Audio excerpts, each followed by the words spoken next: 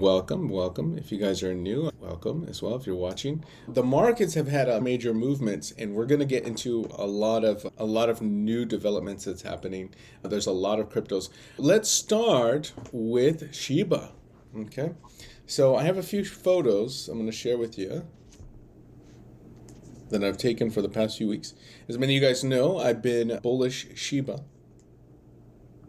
All right, many of you guys know I've been in a SHIBA long. And this was our chart on a 6-hour chart. These are the numbers I've given you guys. There's some major things. Now, this is not the tutorial just yet. I'm just going to be highlighting some of our past photos. It's really weird when I type in for my search on my own computer, not the website. I have to keep my finger on it, otherwise it goes dark and it tries to highlight the word SHIBA. And I don't know how to turn that off. So if anyone knows how to do that, or you know how to turn off that without me putting my finger on it and moving it to the left or to the right, let me know. This is a very important watch line. It's a weekly watch line. We're watching this specifically for a close on the higher time frames. Okay, I've been in a long on SHIBA approximately in these areas. You guys know because I made a big public video that I got out of my short with SHIBA after I saw price moved into this health past this white area. So let's get into what some of these lines are, and here they are on this chart, okay? So on the larger time frames, this is a 12-hour chart. On the 12-hour chart, I can see that the essence of the energy is along this path in white, okay? Do you guys see this long white line here? Okay. Along this path, we can see that health started appearing when candles broke above these areas. On a smaller time frame, we can see all the way down to that. You can't see it here, but there's a 4H. During our live tutorials, we would go down all the way to a 4-hour chart, and these smaller energies were broken. And so when those smaller energies were broken at their sword cuts, and we saw that, it was very interesting to this, because it tells us that with a higher degree of certainty, we're going to be challenging the higher resistance areas. So the next one to be challenged was, of course, this blue line. Now, at the time of the filming, this blue was being challenged. Okay, so this is going to be one here. Normally the next, the daily would be challenged, but both the daily and the weekly were fulfilled. So this is a health into this area. The next numbers I gave you is taking the descent. And that means that after the large breakouts, what happened before that? Because if we can calculate what happened just before the large breakouts into these areas of health, we know primarily where the next resistance areas are. That resistance was based on this angle here. We can see that the core of this area is about here. The core of the area is close to here, here, and that's basically the essence of these three angles. I could use the wick side, which gives me a more sharper angle. In fact, I used both, but primarily this angle here. And all you do is take the highest energy center within this area. In this case, I would take this area and what's in between.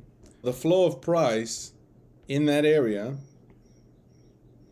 gives us this area as the highest energy center. So all I do is take this angle, duplicate it out along this track, and now I know where the resistance is, and I can calculate based on that week or that day approximately where that number is. And for us, it's 29.30. Okay. The breakout number on the daily chart already happened, and we're going to do a little bit of tutorial about this in just a second. But after that health was in, there's no reason for me to be bearish and only be long, because I could be getting in a world of trouble in that way. So this was the daily chart again. This was our last health. This is today on the daily chart. Okay. So we broke out, and I got a call from somebody in the group, and they were like, "Hey, Jae-sung, my target for 27 just been hit." My target for 27 got hit too as well. Okay, but look, I said, and I told him this, and I'm gonna explain why. I'll tell him what I told you guys. I'm gonna tell him. I'm gonna tell you guys exactly what I told him, but in tutorial format in just a few moments. But look at our target for 29 hit exactly. There's resistance along this line because of that angle. Okay, because of that angle. All right. Now, we're going to simplify this. So let's start with our tutorial for SHIBA, and then afterwards we'll look at other cryptos. But it's Wednesday, so I really want to make sure I'm giving you guys a tutorial content, slowing things down in a simple format. Okay, so we're going to strip this down to its bare bones. Okay, and I'm going to start with a duplicate chart for this Binance chart. So this is SHIBA on Binance. Okay, I'm going to go to these three dots here. I'm going to choose new, okay, for new chart. And that means I'm basically going to get a chart that is blank. Okay, now basically I already have some ready to go. I can click load if you've already had a set of charts, but primarily my main charts are being done on this top one called Red 12. So if you want to make a new one, you can. Otherwise, click load and then choose one. So this one is called unnamed. I'm just going to use unnamed.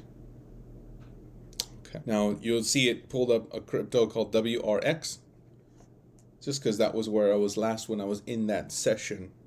Let's go back to SHIBA USD under Binance. By the way, if you guys don't know how to do that, go down to the letters right there where it shows it, click on it, and you can type in SHIB. Look for the one that's Binance. Here's USDT. Okay, SHIBA measured in tether dollars. All right, there it is. Okay. Now on this chart, when I'm scrolling along the side and my finger's moving alongside the border, it's not changing the volume. So I like to have my volume in a separate chart. Okay. To do, you'll see that in the upper left-hand corner, there's a little arrow next to that SHIBA. Okay. If you click on your arrow, one of them is going to show what's really there, and there's one that says volume. So if I click on that arrow, it's going to show volume, and then I can see the three dots under volume. I'll click on those three dots, click on visual order. Oh, sorry, not visual order, move to, and I'm going to click new pane below. Click on it. Now I have two separate boxes.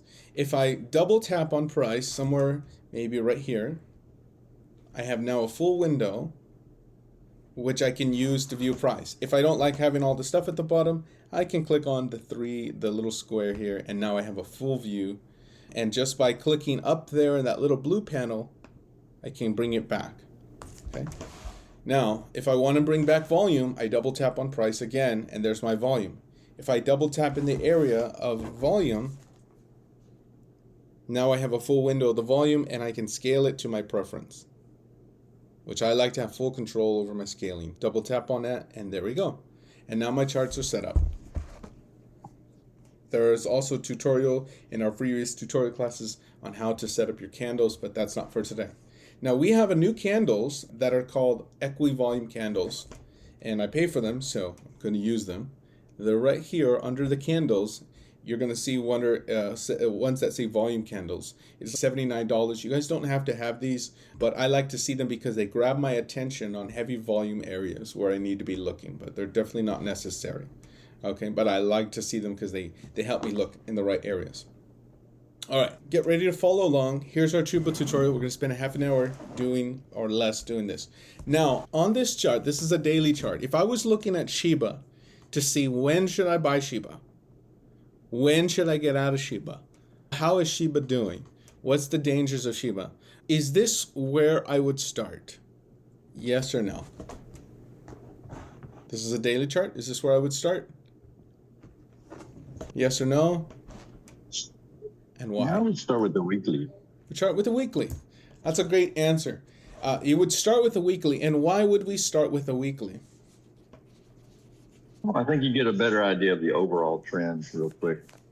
Correct. Correct. You can get a better idea of the overall trends. Here's that regular look.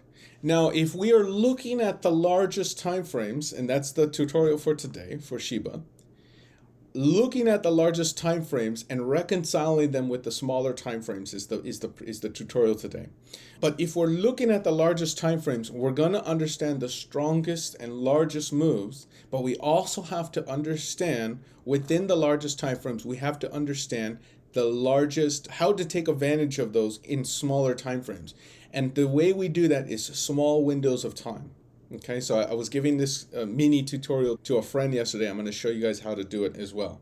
Okay, so the higher time frames tell us the larger story, larger supports, larger resistance, and generally we want to start on the highest time frames like a monthly and a weekly. In this case, we're just really going to simplify things to one basic area, okay? And that is on the weekly charts. Now, on this weekly chart, if we're going up longer term, making higher highs, maybe, and higher lows, this was a low, and the lows are getting higher and higher, what should I be looking at next? I said this is an uptrend. What should I be looking at next? Oops. Or looking for? Orange juice. Yes, thank you. If I'm in an uptrend, one of the first things I need to be looking for in an uptrend is something. Let me give you a little hint. We hunt for something. What do we hunt for in an uptrend? The downtrend. Correct. We would be hunting for the downtrend or down move. Why? Why would we do that in an uptrend? You see where the energy goes. Yeah, to see where the energy goes, that might be one thing. What about, let's get another answer. There's a better answer. Catch the next trade? Yeah, we're looking really for the next trade, right? Because we can't chase candles. We're not candle chasers. That's a casino effect. You walk into a casino and you start winning and winning, then you start betting and betting bigger and bigger on higher things after you should have walked away from the table. That's a casino effect. Gamblers feel that when candles move up, you're tempted to buy, right? And many times people buy at the very top of the market, and it can be dangerous for them unless they have a strong reason to get in. But most time people, the average retail traders are candle chasers, and these people lose money quite a bit. You have to have a solid foundational reason. You have to have some reason built into your analysis, and that's why we perform technical analysis. So we can read whatever it is we're trading, looking at stocks, cryptos, forex, whatever you name it. We need to be a solid reason. In an uptrend, it would behoove us to find the fish swimming against the stream. That's the one that the Hungry Grizzly Bears are able to catch very easily. They jump out of the water. They're easy because they have to jump just to see where they're at. They do erratic movements, right? Movements that are not really natural for them. They don't go with the flow of price. They go against the flow of price. And in the uptrend, the flow against the price is this one going down. If it was a downtrend on the larger time frames, let me flip it upside down, then we would be looking for the up move. But basically, we're trying to track the up movement in a downtrend, and in a downtrend, and in a uptrend like this, we're hunting the down move. Okay, so we're always looking for the one that's opposite because it gives us an opportunity to jump on the train.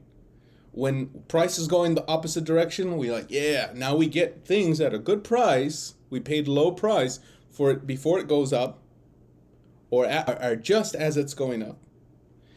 And we got a safer entry. We stacked the odds in our favor. Okay, so that's one big reason. The other big reason that we're going to do this is that when you're right, when you're plotting price, all you really have to do is be right about the largest movements, the largest time frames. That's all you really have to do, because after that, you can just zoom in and be more right about the smaller zooming in things. Okay? Now, again, today's tutorial is about how to reconcile higher energy with smaller energy. So let me give you just a quick example of how this is going to work. If the natural flow of price is approximately here, I can mark these as the major energy centers. Okay. I have a move like this. We're going to try to find first the core. The core is basically where these candles find their top at. Not the wicks, but the cores. That's usually the first place I look, okay? And that would be our core areas. If you guys haven't seen this, it's really new to you. I said we're going to take a half an hour and explain this. Up here is our wicks. And these are going to be our secondary. So if this was going to be, that's our first area to look at. First area to observe. And what we do is a series of quick tests to see if that's what we should be looking at, called a verification. I like to see that when I connect the dots, are the price responding to the core or are they responding to the wick? Sometimes it's a mix of core or wick, but these are the two areas we draw at, here and the highest wick. Okay. One. All right. Now in these areas, if I were to draw and connect lines from those areas, usually I like to see price bounce along them, give me some kind of resistance. If I'm seeing price break above and below, sometimes I give it a little less weight, but I still like to see what happened at those areas.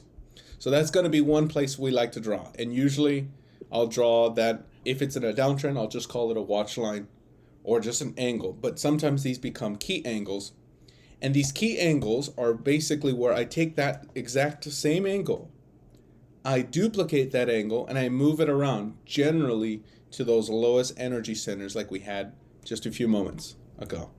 When I take those angles, they usually give me, in this case it's wick, they usually give me an area by which I can see support or resistance in the future. If I move that here, it gives me this as an area of support. Okay? This is how this works. If I were to measure now, as time goes on, past these days, if I were to measure now the next supports in this area, they would be approximately from here to here. And I can take that angle and do the same exact thing. Here's core first, core to core. Let's give it a color. Clone it out, duplicate it at the top of the energy center, here at the core, and then at the wick. If you ever don't know what to do, just do both. I'm going to make these really thick so you guys can see them. And this is the areas we get. Resistance should be in these areas, and we have resistance in these areas, both at core and wick. Okay, but this is the basic principle at work. Price should go down from here. And we did go down, but only for a short time before the next major breakout. So again, our tutorial is really going to be primarily focused on how do we reconcile the largest moves with the smaller moves. And could we see that type of energy at work and at play? So to do, we have to read all the energy as best we can. A few just seconds ago, I read major energy. How do I know it's major energy? Because major moves are involved. If it's just little tiny moves, then that's not going to be major energy. If I'm zoomed down to a 2-hour chart, generally 2-hour charts don't encompass some of the major energy. They have a lot of smaller movements. But on the largest time frames, you're almost guaranteed to always get some of the biggest moves if you look at the biggest waves. Now, we measured from core to core, and we got this area here, and I'll make it now solid. We measured wick to wick. It's actually the same exact, almost the same exact angle. It just needs to be adjusted just a little bit higher. There we go. And let's stretch this out. My eyes are back up here. My eyes are not back here. My eyes are here. And I stretch it out. When I do, Is it a surprise that they start all telling a story? Resistance in these areas, resistance in this areas, and that's our wick. Exactly to the price. Whatever price this would be, I don't care. I'm just concerned about where it is. Okay. So we can start using previous history to create a story and to tell us the truth about what is happening and what's more likely to happen next. If I was watching this from a map perspective, I would say, hey, on the higher time frames, I'm looking for prices to go higher if they get past this area. If prices were to go, if I was drawing down the lower sides of the area, I would say, hey, if prices get past these areas down here, I would be looking for price to go lower. And now I have my two options, two price points, as well as two main areas by which to look. The problem with this one is it moves very fast. So we would have to see if there was any evidences of that health coming in before the breakout. Now I have one of two options. I can either continue with the tutorial or I can examine that area and show you really quick how that works. Okay, continue or show you where that breakout is. It'll take an extra 5 minutes. Continue to the next area. No, show us the breakout. Okay, sure. So this one, hard to catch, requires a little bit more advanced because where was the breakout? How am I supposed to buy this candle? I would be chasing it. I waited for the breakout. I was right, but I couldn't ride the train because it just shot up and skyrocketed in that area. I couldn't take advantage of it.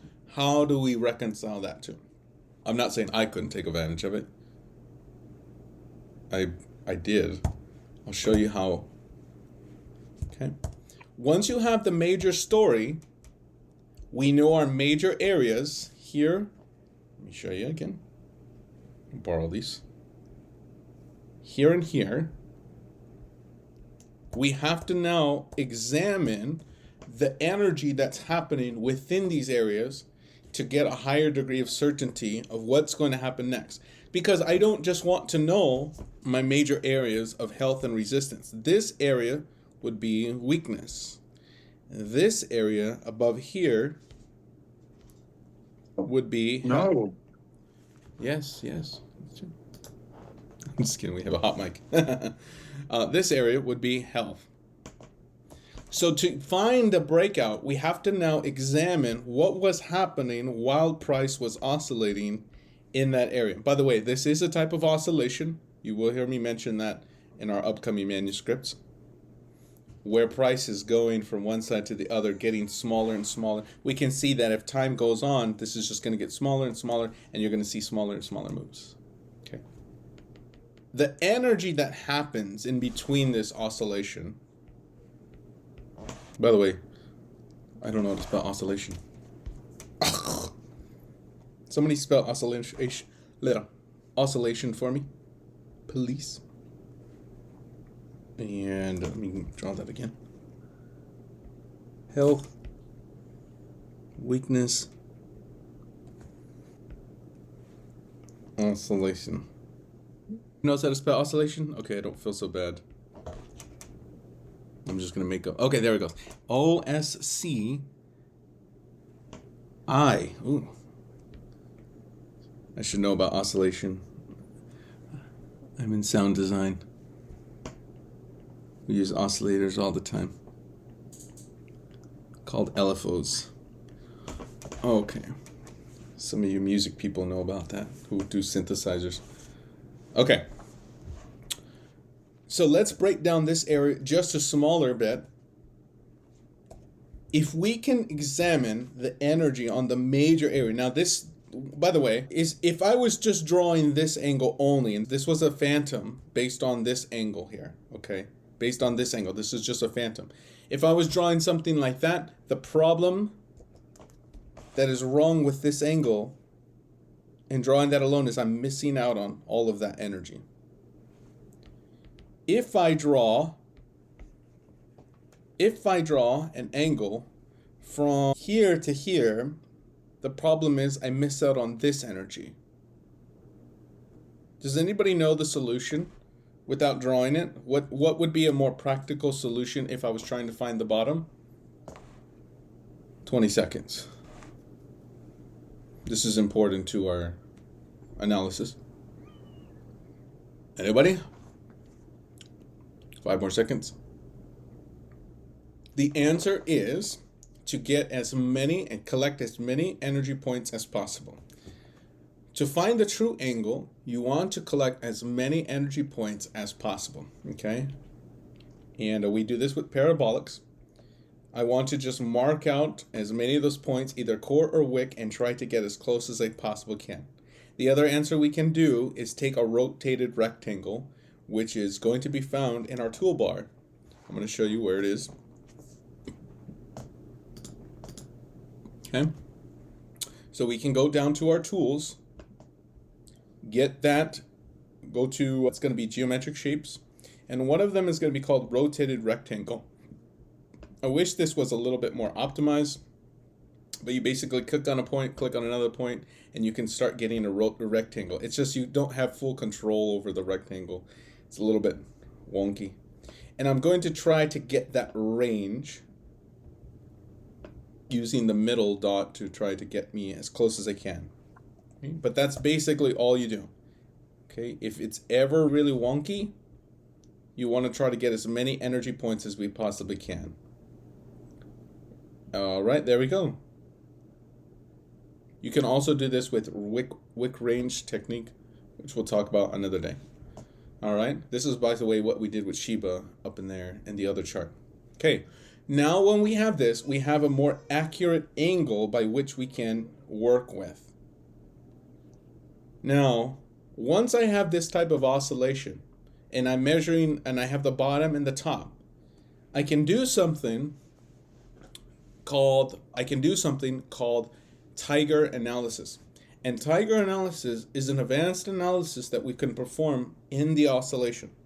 Okay, while price is in that cone shape is what I always used to say to you guys. But while price is oscillating, whether it's outward, inward, it doesn't matter, we can take the center angle, which is not exactly the top angle, and it's not exactly the bottom angle. It's the angle that's basically right in the middle. And I call this line the Tiger line. I usually paint it orange. With that Tiger line, I can move that line, as long as it's correct, I can move it to the top energy centers, both at core and wick, to perform a quick analysis to see if it's correct. What I do, I duplicate that line, and I move it around to see if price is giving me a response. Here at wick, I don't really have that good of a response. I'm missing out. Oops. If I move it to that highest wick point, I'm missing out on this area right here. See, I'm not really hitting it. I want to hit it as close as I can. If I move it to core, I'm moving really past it, and the wick is not getting it. But if I look at this other area, I'm pretty close. Now, with this area, you want to make sure when you're doing the Tiger analysis that your angle's really correct. If it's not correct, adjust it. In this case, we may need to move it just a hair down to the bottom, make sure our middle is correct. Now, we do a tutorial about this in sword method lessons 1 through 10, so I'm not going to do this too much. I'm just showing you how this works. Once you have your Tiger area, then you're free to duplicate it and move it quickly to those areas to see if you get a response. In this case, no response on the first one. Let's move to the second one. For the second area, I'm going to move it here at wick and move it at core. And now I got a very strong exact response. 1. If I move it down to this third area, both at core and wick, no response, but at core, I can see price bouncing on this area quite nicely. Okay, this is going to be, now when I do Tiger analysis, I look to see at least 1 or 2 strong responses in those areas. I really like to see it. Here's a third area we can examine Tiger at. Here, on this small point, here. This was a very large up move that gave me a strong exact core match that the angle's correct. If you're doing this with the ruler, it works just the same. Match, looking at core to see if you're getting a response. In this case, I have now 3 matches. I had 1, I had 2. When I moved it here, I had 3. I think that's actually 4 responses now. Yeah. Was it 2? Yep. 2, 3, and then 4. All right. Now moving the tiger line to different points of the energy centers, both at cores and wicks, reveal more of the secrets of what is happening during the oscillation. And during the oscillation, I can see price sitting down for several weeks, not days, weeks, in a healthy area after we've already closed above the cores in this area. We broke out actually here, but price could not sustain it. It couldn't sustain, it came back down to those lower prices. So health started to emerge like a plant that is budding from the ground, but it's just not ready to sprout. After that initial sprout, price comes back to our tiger area here, and therefore that's the next health. So I actually have 1 point of health, 2 points of health, and I can see, hey, I should be looking for a breakout. And if we do get I should be looking for price to move up. But this time price is no longer as scared of that area because it already cracked it here in that area, as I just showed you.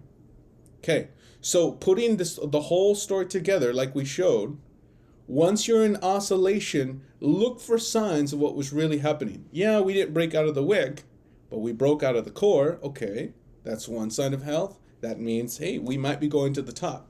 We examined just this chart on the weekly and saw, hey, the resistance should have been here.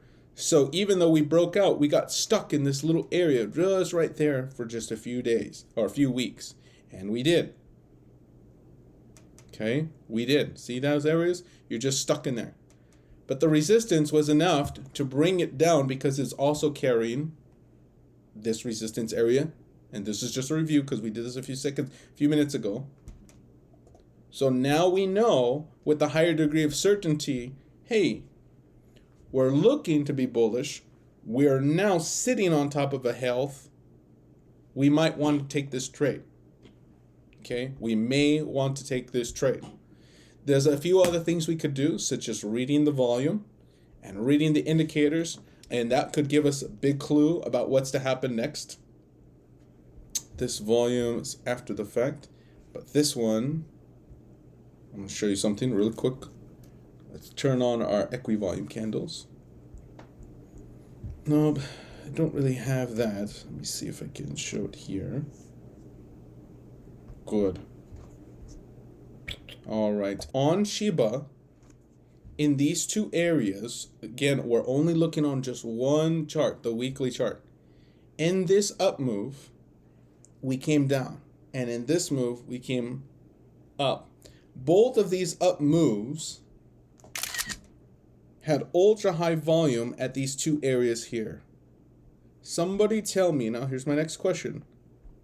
Somebody would tell me about these two moves here. One of the things we observe, okay? Ultra high volume into the up move generally means what?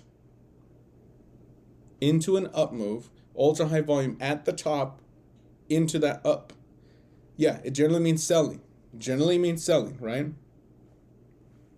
What about this one here? Same thing, we agree? Generally means selling at the top. Okay, but why did price go up? Is selling the only thing that's happening here into those up moves? Yes, after selling happened, price did come down back to those areas. When it came down to those areas, it came on no demand. Nobody's interested in dumping their holdings further. What about here on the bottom? Let's see if I'm a little off the chart here. Here again, after this move, we only came down to the support on no demand. What else do we observe about these two volume points here? There's something else we need to observe about these two volume points. Anybody else absorb this? What do we observe about this? Look at the volume points. It's increasing. Good job, Philly. Now, what does it generally mean for increasing volume in those areas? As it's going up in these areas, price, we're actually making higher highs, and the volume's increasing. What does it tell us about these areas up here? What does increasing volume mean? But that was exactly the answer we want to hear. You guys remember from some of our volume tutorials. Increase. We got the E. Okay. What does it mean? Anybody? Nobody? Okay. It means there's a market up there, and people are willing to pay higher prices for it. Now, in a nutshell, this would equal test in a rising market. Very easy to trade. As the market's rising, they test these areas with small sellings.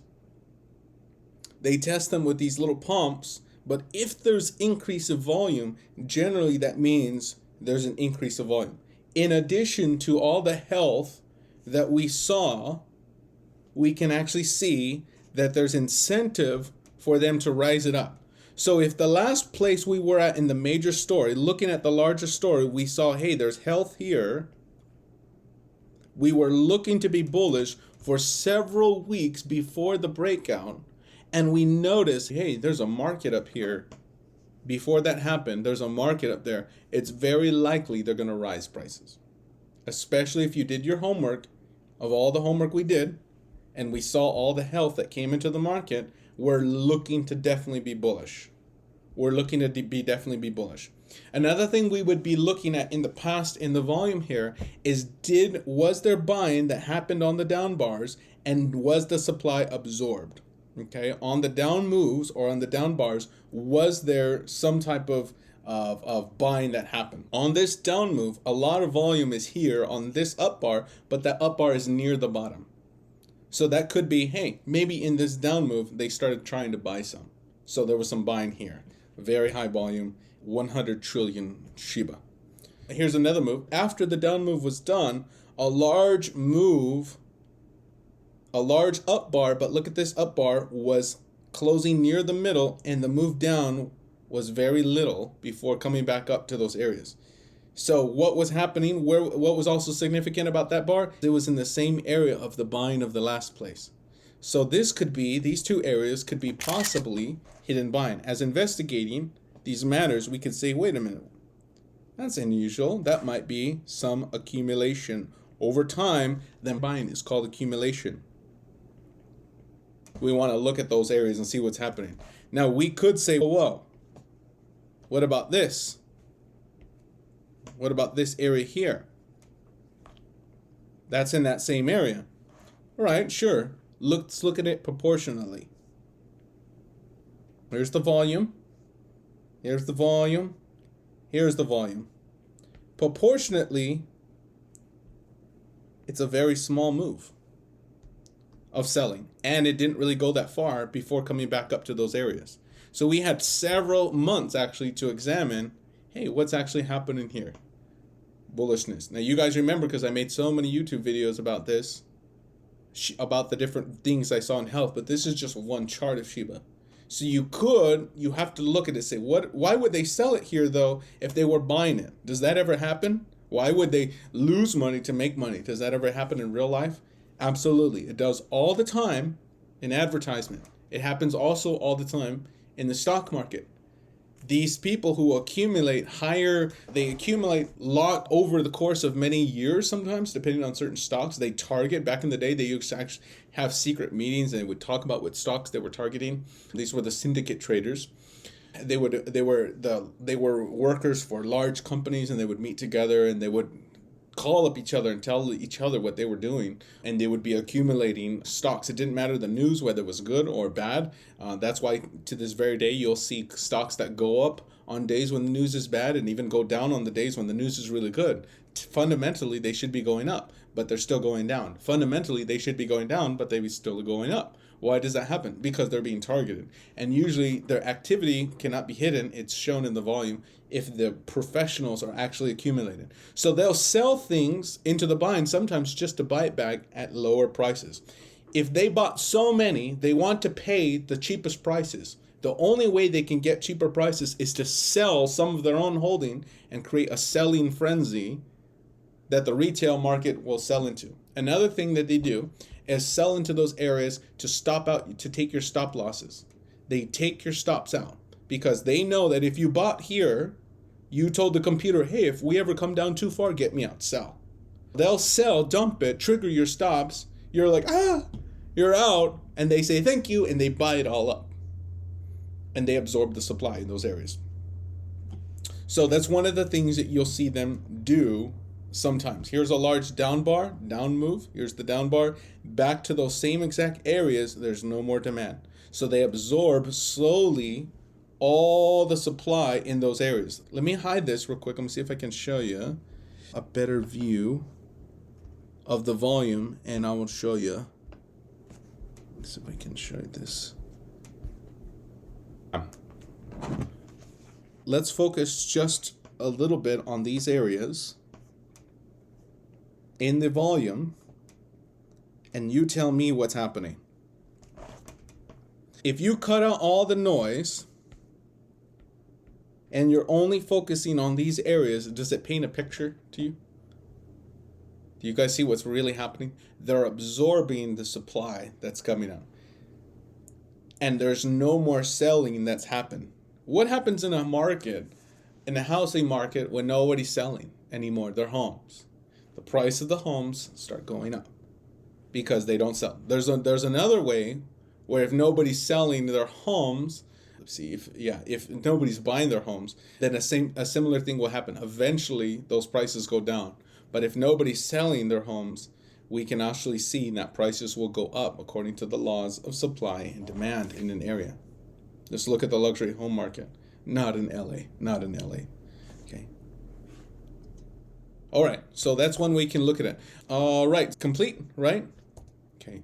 So I want to get to the meat of the tutorial for today. As we get to the meat of the tutorial today, now we're going to examine this area. We did a few things with just one chart. We didn't even go to the daily charts. We didn't go to the zooming in techniques that we normally talk about in lessons number 8, 9, and 10 called Into Your World of Sword Methods 5.0. We just examined one chart using two sets of analysis. We examined the top, the bottom, and then the second analysis we did was Tiger. Actually, we did a third analysis, volume spread analysis. We did not do RSI. We didn't look at anything else, really. We didn't do flats analysis. We just did those three analyses, and they start painting a picture about what is really happening in these areas. Now we need to know back to these areas. So back to today's charts. I'm going to turn off my equi-volume candles. And now we're going to do the third tutorial, incorporating some of the techniques we just learned from here. We're going to do them now with SHIBA to help everybody understand how to read this if I wasn't here. If your Uncle Vinny said, hey, you need to sell SHIBA, you need to really sell SHIBA. And you're right, Uncle Vinny. Without performing your own analysis. He could be right, but he could be gravely wrong. Okay. We're examining this. Think about one of the first things we did with cores and wicks. What should we do with this chart right now? Somebody tell me. We're going to do it together. How should we build our new map of SHIBA? Is there enough candles to really build a good map on this weekly chart? Is there enough candles to build a really good map? I think we have to go lower. Daily, 12 hours, things like that. Sure, we may have to go lower to a daily chart. And I would agree. I think there's a few candles. This candles is a lot different than these candles. Look how many candles there were back here. Enough data to work with, right? Look at the difference. You guys see the big difference? Not enough. Okay. We'll put that in the text. Not enough candles to work with. However, are there some things we need to draw on this chart that could help us? Or is that it? Are there some things we can draw on this chart? No? You guys got this. Nothing? Yeah, somebody's drawing a down move. Yes, there is a down move we can draw. And where should we draw it? Can you draw it again? Sorry, I was moving my chart. Draw again, whoever drew that. Good job, Johannes. Johannes drew from core to core in this little area. Yes, it's a few candles, but this would establish this foundational move down. That means as we're moving down, this is one of the lines that started it all. Now, I told my friend this week, yesterday, he said, hey, should I sell at 27? My computer's triggered at 27. I know last time I said that's where my sell is triggered at. But I want you to pay attention to something. And I'm going to tell you guys at the end what I told him to pay attention to. It has something to do with this. This is going to be our foundational line. And it's approximately about where these candles are. Somewhere from the red or the white. Okay. I like to draw generally from the white, but I'll sometimes draw from the red if that's the area. If I can connect those two in those areas, I usually connect the last red. But if the red is really low and there's a gap like in the stock market, then I'll use the white. But primarily the last candles is what you're looking to draw. If all you got was the averages, that's fine too. Okay? But approximately the last candles before we go down, in this case red. Now, I'm going to label this line so I don't forget. Weekly foundational angle. Or just type in foundational angle and a keyword, weekly. It doesn't matter. Foundational dot weekly. Just keywords so that you know what you're looking at. Okay. I'm going to move these to, in this case, to the center. I'm also going to move them to be in the text aligned with the middle in this case. So now I know one line, but that's basically all I got. That's basically all I got. The other areas you could say is maybe we have some cores here and we're bouncing because these cores are in alignment with these cores and we're moving up. Yeah, we can maybe want to draw that possibly if you want to. But at the moment, I would really have been looking for wick challenges like in 6.0. We teach about that. So I'm just going to fade this line away. Okay, it's an area we can look at. Now I'm going to do what Johannes said. I'm going to zoom in to get more candles. Alrighty. Oh, by the way, of this, the next question I want to ask you. Is it time to buy SHIBA based on this chart? This, what he drew, was correct. Core. If you're drawing wicks, you got a very sharp wick, and we already have some health appearing just based on that wick move, which would be approximately from here to here, and that would give us health in this area. So we already have one health based on the wicks. The next health appears here. So is it time to buy SHIBA? Yes or no? And why or why not? It's healthy on the weekly, but what about the daily? Okay, but how do we reconcile that both?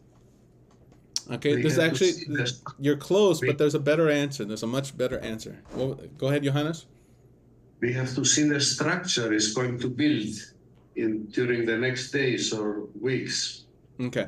Because usually it has to go and sit down again to this blue line. Yeah, so he's saying it may come back down to the blue line, but what if it doesn't and we just miss the move completely and it does another thing like we did here? There's a better answer we're looking for. Let's see, anybody else? Is it time to buy SHIBA? Yes or no? Based on this chart, is it healthy? Is it not healthy? And why or why not? Or should we take action today? Why or why not? Let's see.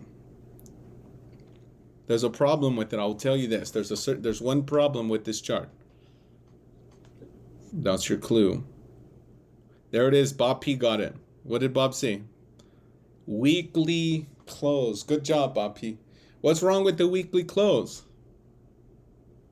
Anybody know? Will you tell us? Under the resistance, the weekly close, the previous weekly close. Oh, the previous week close was under the resistance. Yes. Yes. Okay. The previous week was last week in health. This is the healthy side. And this is the weak side. Okay. In this downtrend, and this is uptrend, that's it. Okay. Last week was weak on the weak side, right? What about this week? What's the problem with this week? Hasn't closed yet. There you go. Hasn't closed yet. If we buy right now, is it possible? Just bear with me for 1 second. If we buy right now, is it possible the week will close like this? It's quite possible. Yeah, we actually did a tutorial like this a few weeks ago with one crypto, and I said, I drew it in advance. I said, if you see it look just like this, it's not ready yet, and the candle looked just like that. What would be the scenario if it closes like this? Then it's very possible because we still have 4 days left to go. 4 days left to go to close. 4 days and 11 hours. See? The candle could close like this. Let's type that in your notes. The candle could close like this. What would this candle mean if the candle closed like that? It would mean what happened in this area. It will go down again to rest. Yeah, it's possible we'll go down because there was a lot of something like it starts with a P. What do I say that usually starts with a P if we get that, if it does that? If there's something that happens here. Anybody remember? It says starts with a P. The answer is pressure from all the sellers. The people who lost money, they want to take profit. Sometimes if we examine this area more carefully on a daily chart, sometimes we'll actually catch those areas. We knew where the resistance was at 29. This close is possible. Okay? And then you're going to really regret it because that's still weak. So the problem with buying, in a nutshell, right now, in those areas, show you, hold on. The problem with buying right now into this area is that it's still possibly going to be in a weak area. Okay, and the candle could close like that. Now, what is the other option? The candle could close like this. I don't want to miss out on the move. I want to make sure I make money. I want to make sure I'm not getting the money. So how do we reconcile these two thoughts? How do we reconcile these two areas? We're now dealing with something called with something that's like a window of time. Okay, and I'm going to show you how to reconcile those two areas. All right, if I didn't see the major health on the weekly chart, then I'm not really clear to take the trade longer term. Only shorter term only. Okay, and this is basically the answer. I'm going to put it in a text box. If we did not see the major energy on the higher time frames, this usually indicates that the trade is a shorter term trade only. Number two, a shorter term trade, a short-term trade could turn into a larger term trade and become profitable. But we look at these two separately, and we can use the window of time principle to isolate each. Okay, I'm going to show you how to do it. Okay. So we examined the weekly chart. We saw, hey, this may be a bullish trade. Price may move up, but to take action on this chart, we have to do one thing. All right, and I'm going to make sure we know that before moving on for the tutorial. To take action on this chart, we have to do one thing. To take action on this chart, only one thing is needed. What is that? Does anybody know? 10 seconds. Go down in time, in shorter terms of time, and look what's happened there. Yeah, we can look on that one, but specifically only on this weekly chart. If we're only looking on this weekly chart first, to take action on this chart, we have to just do one little thing. Starts with a W. Yeah, we could look at the higher time frame too, Phil. I didn't really see anything on the higher time frame for this tutorial. I think everything's needed on this one. But yeah, one thing's needed, starts with a W to take action on this chart. If this was the only chart we had, the answer is wait. Does that make sense? Wait. What do you wait for? You guys knew the answer. You said it earlier. What is the answer? See what happens. Wait for the end of the week. Yes, wait to see what happens at the end of the week. Wait for the weekly close. Sunday at 8 p.m. EST. Okay, Sunday 8 p.m. EST. For some of you guys, it's 5 p.m. You'll need to see what your close is. Mine says 4 days and 11 hours. I have to wait for 4 days and 11 hours to take action. The problem with that is I can miss out if there's a larger trade. So again, how do we reconcile it? We now move to our next chart. Okay, so I'm going to take a screenshot of these, delete this too, move on. On the daily chart, we're going to do another examination. Something happened to this line. Now, on the larger time frames, some of those days were above, some of them were below, but all of them formed 1 week. 7 candles in 1 week. 1, 2, 3, 4, 5, 6, 7. The candle closed here. Then we pop back up for the end of the. We come down for the end of the week. We pop up 1, 2, 3, 4, 5. So sometimes the weekly chart is gonna look a little bit different than the daily chart. Okay, sometimes. And it's and this happens too, as I showed you guys before. By the way, this is a principle. You guys just want to keep this in mind. When looking at a weekly chart, usually you'll see the energy start. If you see the same energy repeat itself, generally, and I've noticed this in Forex a lot, the energy is going to be on a smaller time frame. The next time it might be showing more on a 12. The setup will be on a 12. Next time the setup will be on a 6 or smaller. Sometimes that's the case. It happens a lot in Forex. It's not guaranteed, but that does happen quite a bit. So it's not completely out of the blue. As we look at this chart, are we okay to use this foundational energy line right now for this chart? Not exactly. What would be wiser for us is to draw a new chart and reconcile both of them.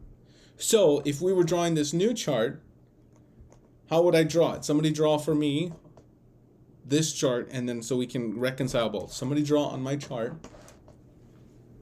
some of the health and where the health is supposed to appear. Good. Johannes drew it. He drew from core here. Now, of these cores, this is a very accurate core. What he drew is very accurate. I'm going to show you why. I'm going to delete his line. Very accurate. How many points of verification do we have on this line that he drew. I'm gonna clear that annotation. Let's count them. 1, came down, 2 points, core 3, core. What about here? Wick, 4, 5. 1, 2, 3, 4, 5. 5 points of verification on the daily chart. If we have so many points of verification, do you think we ought to pay attention to it? Right? I would say so. Let's draw it for real. I'll even use this color, okay? There's that red point. Now we're gonna label this daily, okay? Foundational. This is also known as watch line, by the way. If we're underneath this area, it's definitely a watch line. Now, if I don't want to have the words in the middle so big, I can smaller the words. I can make the words be on top. And now I know I'm dealing with 2 different areas. By the way, I'm gonna shorten that, smaller, shrink is the word. So now I have 2 angles. I have a weekly, I have a daily. As a general rule, which one is more stronger, weekly or daily? Yeah, I see that hand. 1 second. Which one's stronger, weekly or daily? Weekly. Weekly stronger. Okay, just remember that. Pat, your question. Yeah, Jason. Clarification questions. When we're drawing these watch lines or the foundation lines, we basically just taking the close or the weeks at times to draw it, to link it up. But early on, you placed a lot of emphasis on rounding. Take the energy in terms of the rounding. Mm-hmm. Can you reconcile the two? Because if we see rounding on these dailies as well, as opposed to picking up on the close, would you opt for the rounding at times? And if so, when? I put a lot of weight on rounding action within a watch line. In this case, there's a rounding here. This is a peak. This is some rounding.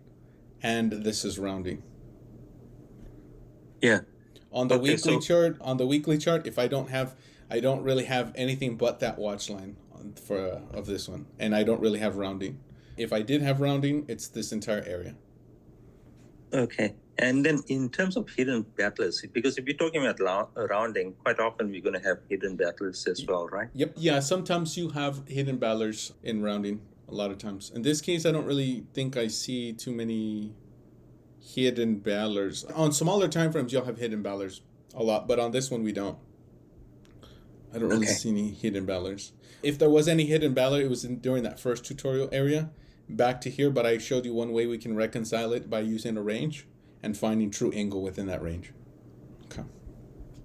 Okay, thank you. Okay.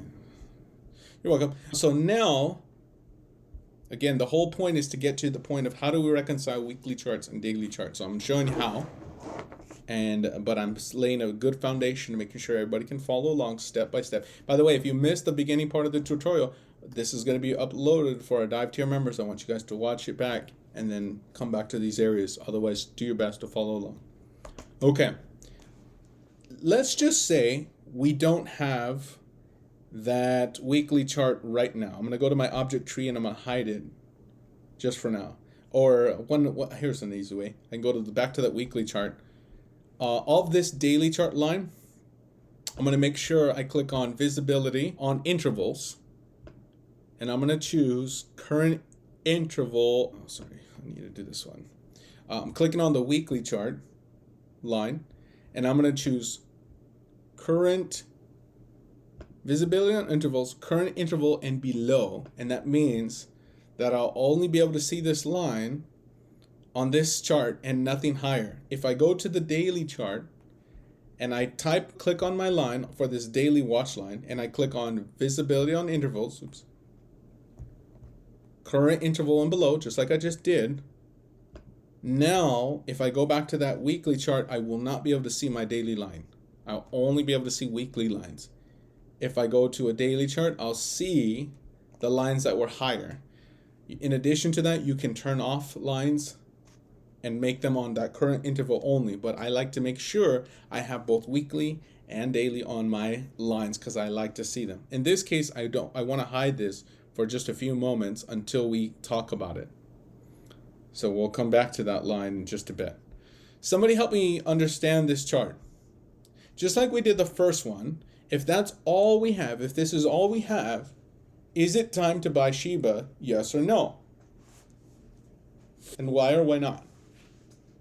Or it would have been time to buy SHIBA. And where and why? So somebody explain it to me. I'm new. Show me when to buy SHIBA. Pat says right there. Yep, right there. And why? Why right there? Yep, go ahead, Johannes. Good job. Johannes, so Pat drew a line here. Johannes drew a line here. So I would buy, because if you duplicate that line, you will see that it will end here somewhere. So I would wait and see if it comes again down here to buy. Okay, so yeah, you could wait till it comes down to buy. What about in the past? Was it time to buy? Excuse me? Was it time to buy? Did we miss a buy on this chart? At the moment, yes. Okay, where if we hadn't already bought, I bought, by the way.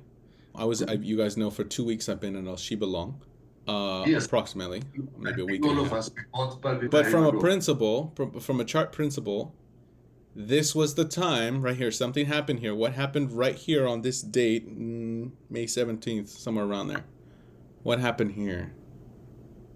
Here we got over the resistance. We got over the resistance. We call that price moved into, starts with an H. Health. Price moved into health after that bar. So when we saw price round back to sword cut or back to that original angle, in this case it's actually both, it was time to buy. At that time, here, at this moment, price moved into health. Okay. It was a week before playing in the weakness areas, but now we moved into health. Now it has a chance to go up. If it's going to go up, it's going to go up after it moves into health. It needs to move into health first before it goes up. The area by which it covered, sword cut, let me get you orange, is approximately this area here. That's going to be our sword cut area. We can actually see that price came all the way down to hit that top line. Pretty exact. But the sword cut is generally in this area, the area that it passes through. Actually, it needs to be a little bit higher. Sorry, I'm this area here only. Okay, SC. And we can see that the structure is basically bouncing on top of this. So this is actually still a health. Now this has just happened in the last few days. But I've been healthy. If you didn't get into a SHIBA position there, that would have been a good time as well. At sword cut or at this price. The best prices would have been here. But these prices are okay here. Usually I'll get some at sword cut, and usually I try to get some here if I have a good reason. Okay. In this case, all of them would have still been in this smaller healthy area. And we also talked about that resistance, about where the resistance was, and that point was 29 cents. We already know that 4029 area. We all talked about that. That's the area we began with. Okay. Now, answer weekly. Okay. Now, if we're in a trade and we're okay to trade, let's bring back up that weekly chart, because we need to reconcile both of these two lines. On this chart, I'm paying attention to the daily chart. When do I pay attention to the weekly chart? Because during the, somebody tell me, and let's walk through this equation together. When do I really got to pay attention to the weekly chart? Let me ask you a better question. Do I really need to pay attention to the weekly chart every day? The weekly, we pay attention on Sunday night. That's right. That's the answer I'm looking for. We generally pay attention to the weekly chart on the week when the weekly candles form and when the weekly candles are closing. So we really don't have to give too much weight to this weekly chart until Sunday at 8 p.m. There's a so therefore, it would behoove us to pay attention to certain things, such as, and I'm going to show you how to do it, the number of the close. If you're taking notes, this is the next part that you need to write down. When watching the weekly chart, you need to pay attention to those weekly numbers. We know the exact number for the weekly close at 2.5. I remember I did the beginning for you guys, showing you this one. 4 days left. We have to pay attention to those numbers. Okay? We generally only pay attention to weekly candles as they close once a week. Okay. We also pay attention to the exact closing number that is needed for, and this is the answer, health or weakness. All right. So if this is what we need to pay attention to, tell me what it means for price to close at 00025. If price closes at 0025, like I showed you in this, what does that mean for SHIBA? It's entered back in the weakness area. Yes, there it is. That's good job. Who was that? Tapua? Good. If price closes at 00025, it's in the weak area. And this example, price closes, it would be in the weak, not weekly, but W-E-A-K, weak area. That would be a sign of weakness. In addition to that, because of how high price climbed this week, this would show a lot of pressure on that line. It would show that the weekly foundational line is still strong. Okay. Next, if price closes above that line, so let me give you another part. How high would price need to go to show health? What would the close need to look like to show health? How high off of the line to show health? Anybody know?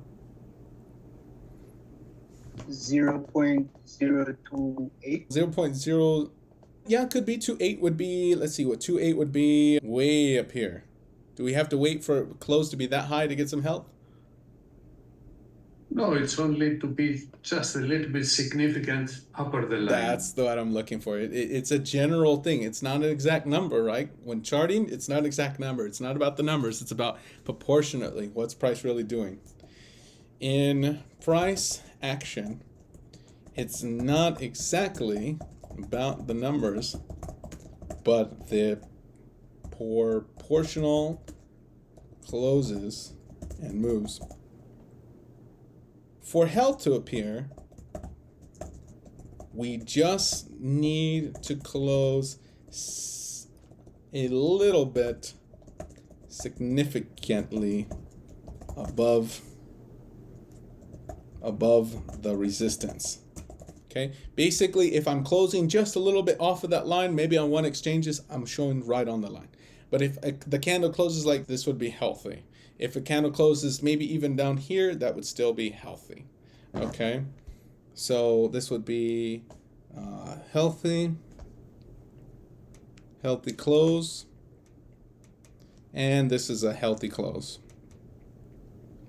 This would be a weak close. Okay, so those would be areas of healthy closes. Look at this. Who wrote this? I didn't even spell close right. Healthy close.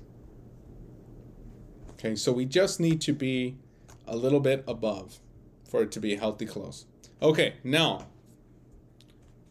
so if I'm not really so much paying attention to here on Sunday, what does that tell me about this week? How am I okay to trade this week? Now, we already did that hard work where I showed you guys the resistance. So now I'm actually going to ditch this chart and go back to my other chart, my real chart, and I'm going to ask you guys, how can we reconcile these two? What do you suspect it tells us about this week? We already knew where the resistance was. We already knew where our entry was. Our entry on our daily was here. We made that money. Our resistance was here. We made that money. Some of you guys made that money yesterday. We made the money from here to SHIBA. But what if we didn't get that close? What if we did not get this close here? And just say today we were still in this mode where SHIBA has not hit. And just say we only here. Okay, just say we're only maybe still underneath the weekly watch line, just to make the equation a little bit harder for us to figure out. Okay, just say this was the answer. In this case, what would it look like for SHIBA? How would we navigate this specific issue? How do we reconcile the two? Let's go back to the weekly chart to find this problem. Let's go back to our weekly line. Did the weekly line give us really any issues on the daily chart in this week? In these weeks back here? Yes or no? The weekly line is blue. Did it give us any issues we needed to be concerned with? Yes, because SHIBA had been reaching that weekly watch line. Sure, it's specifically on this picture right here. Oh, I'm not sure. Anybody? If we're looking at this and we're examining the history. The line is still, how do you say this, a barrier for the daily candles. Yeah, okay. So, resistance. Yeah, so if we're going to examine this line piece by piece to see if it's really giving us an issue. Was it giving us an issue in this section? The answer is clear.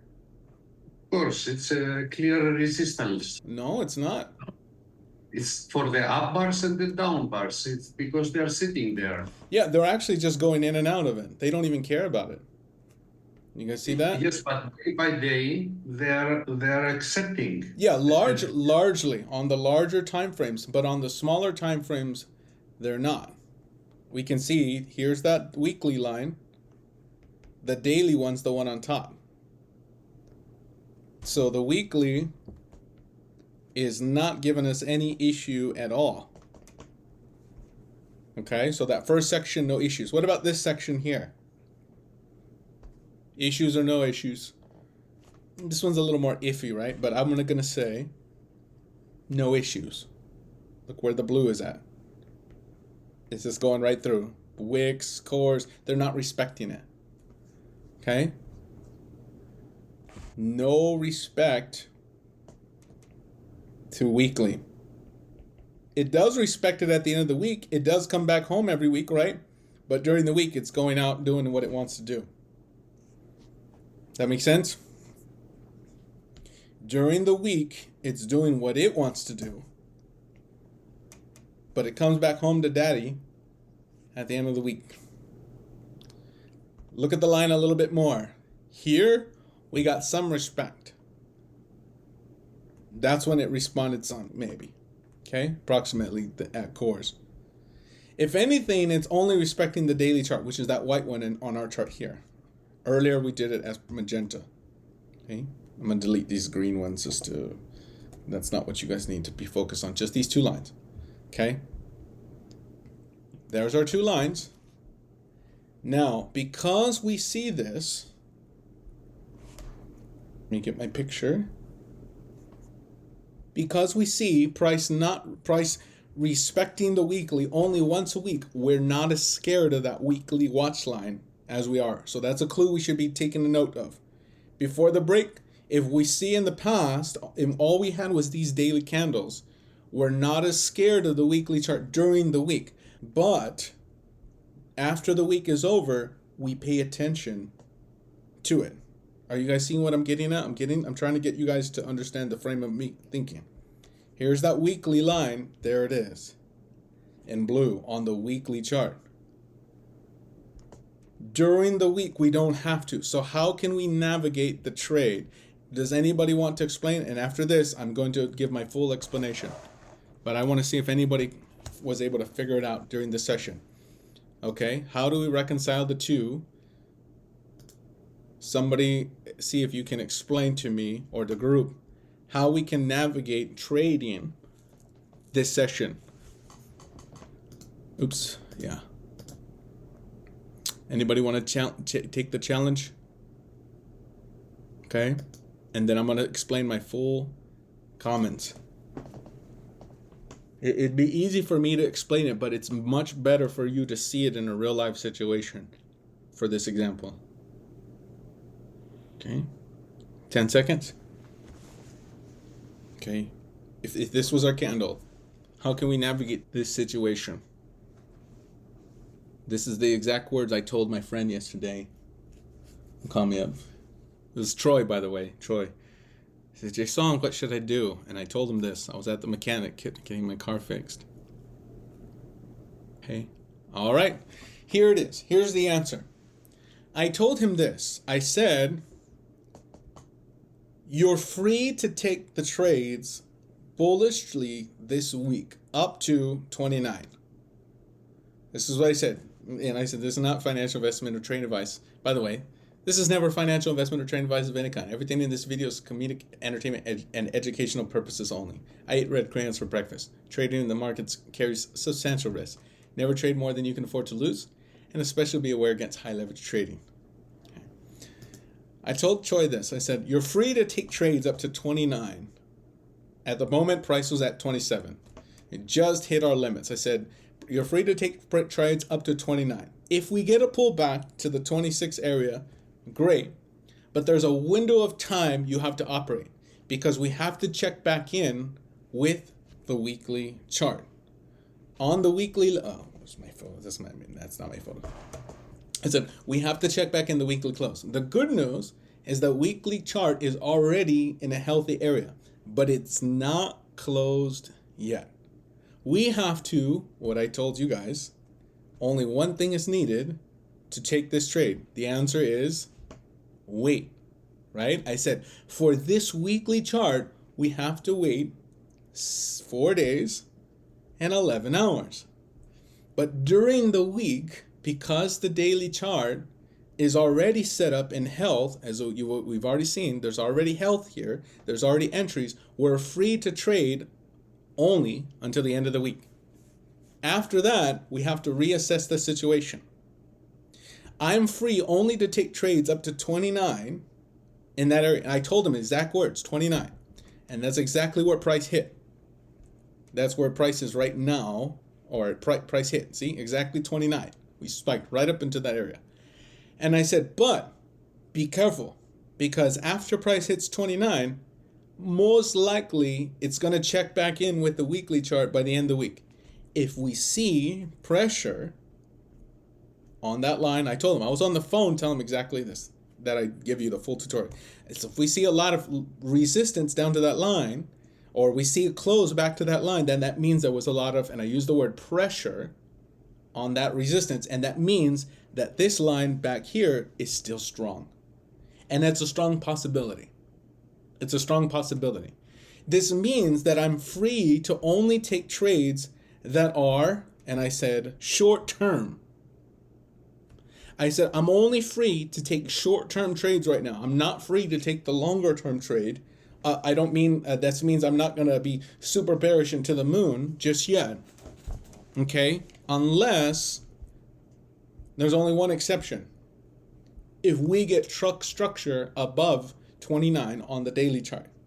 And even then, I'm going to be a little bit careful because the weekly's not closed yet.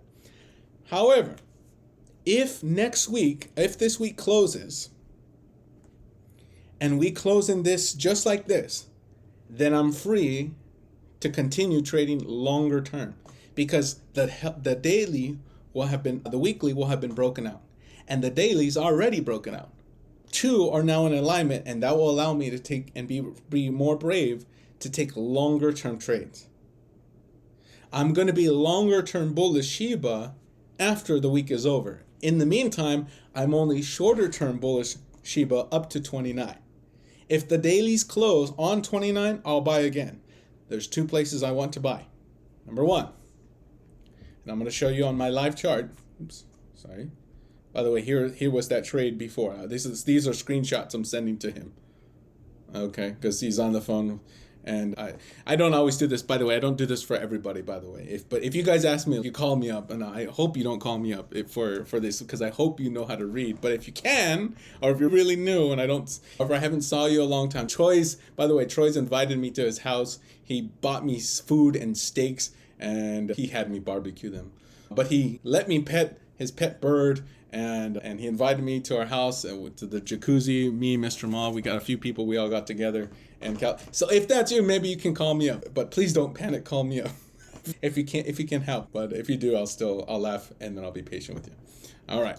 But I want you guys to read and see the logic. Okay. This is how we reconcile these two things. I would like to buy up here for SHIBA. I would like to short and sell it back here down to maybe a support, if there's a support on, here's the support, I guess we have one. I would like to do those type of trades. During this week, because I'm already bullish here, I want to take the trade up to there. That one's already done. I told him this. If we get the move now on the daily chart back to 26, this is 26, we are free to trade up again if you get to 26. But you need to watch the weekly close, because the weekly close, if the weekly close is back underneath those areas, then I'm out of my longs, and I'm just going to have to wait until we get another setup on the daily chart. And that would look like these prices all coming back down, and we're probably going to come down all the way to this support. In this example, I'm just highlighting 3 main price points. Number 1, you guys already know, the 26 number. Number 2, the 29 number, which is still our resistance. We already hit that, so I don't know if you're going to hit it again. And number 3, the support in these areas, which is 23. Okay? So 23, 26, and 29. If anyone's taking notes for SHIBA, these are the 3 points that we basically identified throughout the tutorial. The support, the breakout for the week, the resistance for the daily. Okay, number 1's been hit.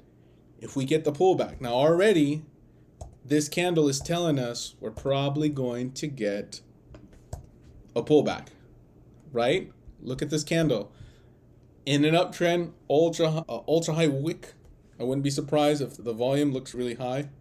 Let me turn this back to normal. It's like this. There we go. Let me put A to reset it. The volume is ultra high volume on the daily chart, but look at the close near the low. It's very possible we're going to get the pullback for SHIBA, and you're going to get the entry at 26. Okay? I'm going to tell you all the same thing. We have until the end of the week to be trading these areas, either here or here, but pay attention to the close. If we're still in this area, most likely the gravity is going to be towards that 26 number. We got 4 days left, so we have plenty of time left in the week to take some bullish trades on SHIBA if we get to pull back to 26. So say, last thing, and I'll take questions. If I close at 26 and I buy at 26, what should I do next, and how much money did I lose? If we get to 26 and I buy, we get the pullback back to here, I buy, but then Saturday comes, we're still not going anywhere. Sunday comes, we still didn't go anywhere. Sunday, 8 p.m., we get the close, so we're at 26. What should I do? Probably sell. Maybe not short, but exit. Sell, just leave my buy position. I may not want to short because I'm not below the major daily chart support, which is over here. This is where I might want to take a little small short and see if I can buy SHIBA at a better price. Otherwise, I might want to wait, not do anything, just exit. How much money did I lose if I buy here and I exit here?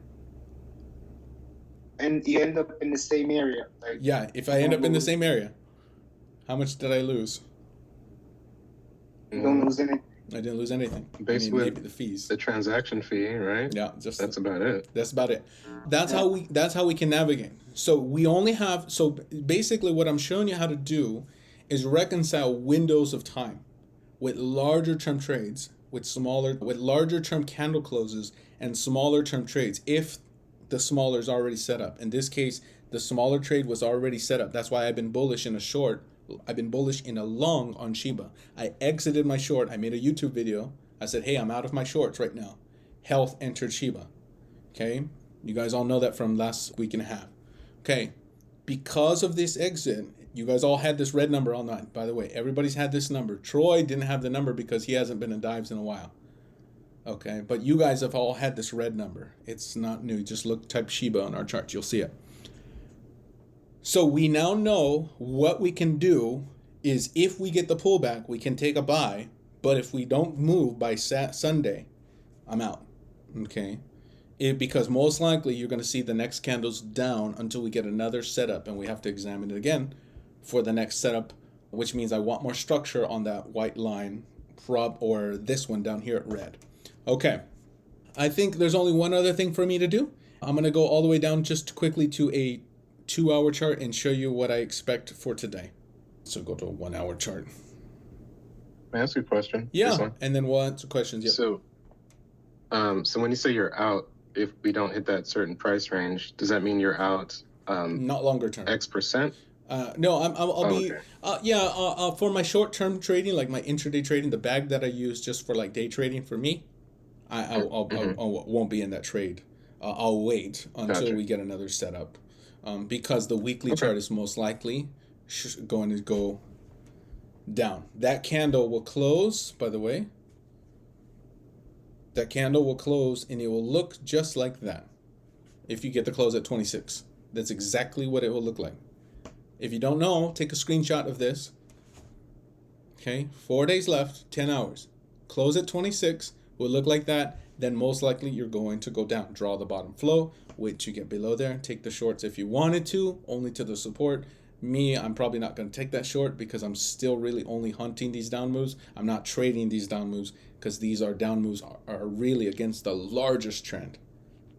I really want to close like that, and then I'm good to continue my buying on SHIBA. I will continue riding SHIBA higher and higher. For the day, just the day of SHIBA only alone, this is basically what's happening. I'm going to hide these lines. This is a 1-hour chart. The same principles we've been doing. If we're going upward on the daily chart, that means on the 1-hour chart, I'm free to take 1-hour trades. Hunting the down moves. Since the 17th, approximately is when the health really appeared, I'm hunting down moves. These are the trades I would have taken if I was intraday trading. This one here, this one is in alignment, by the way, with the larger move in here. Okay, so this is health. That's health. Here's the next down move. Actually, we need to draw this a little bit better. The essence of this is approximately here. Let's see if I can draw this with the ruler. Here's the next big major down move. Another health.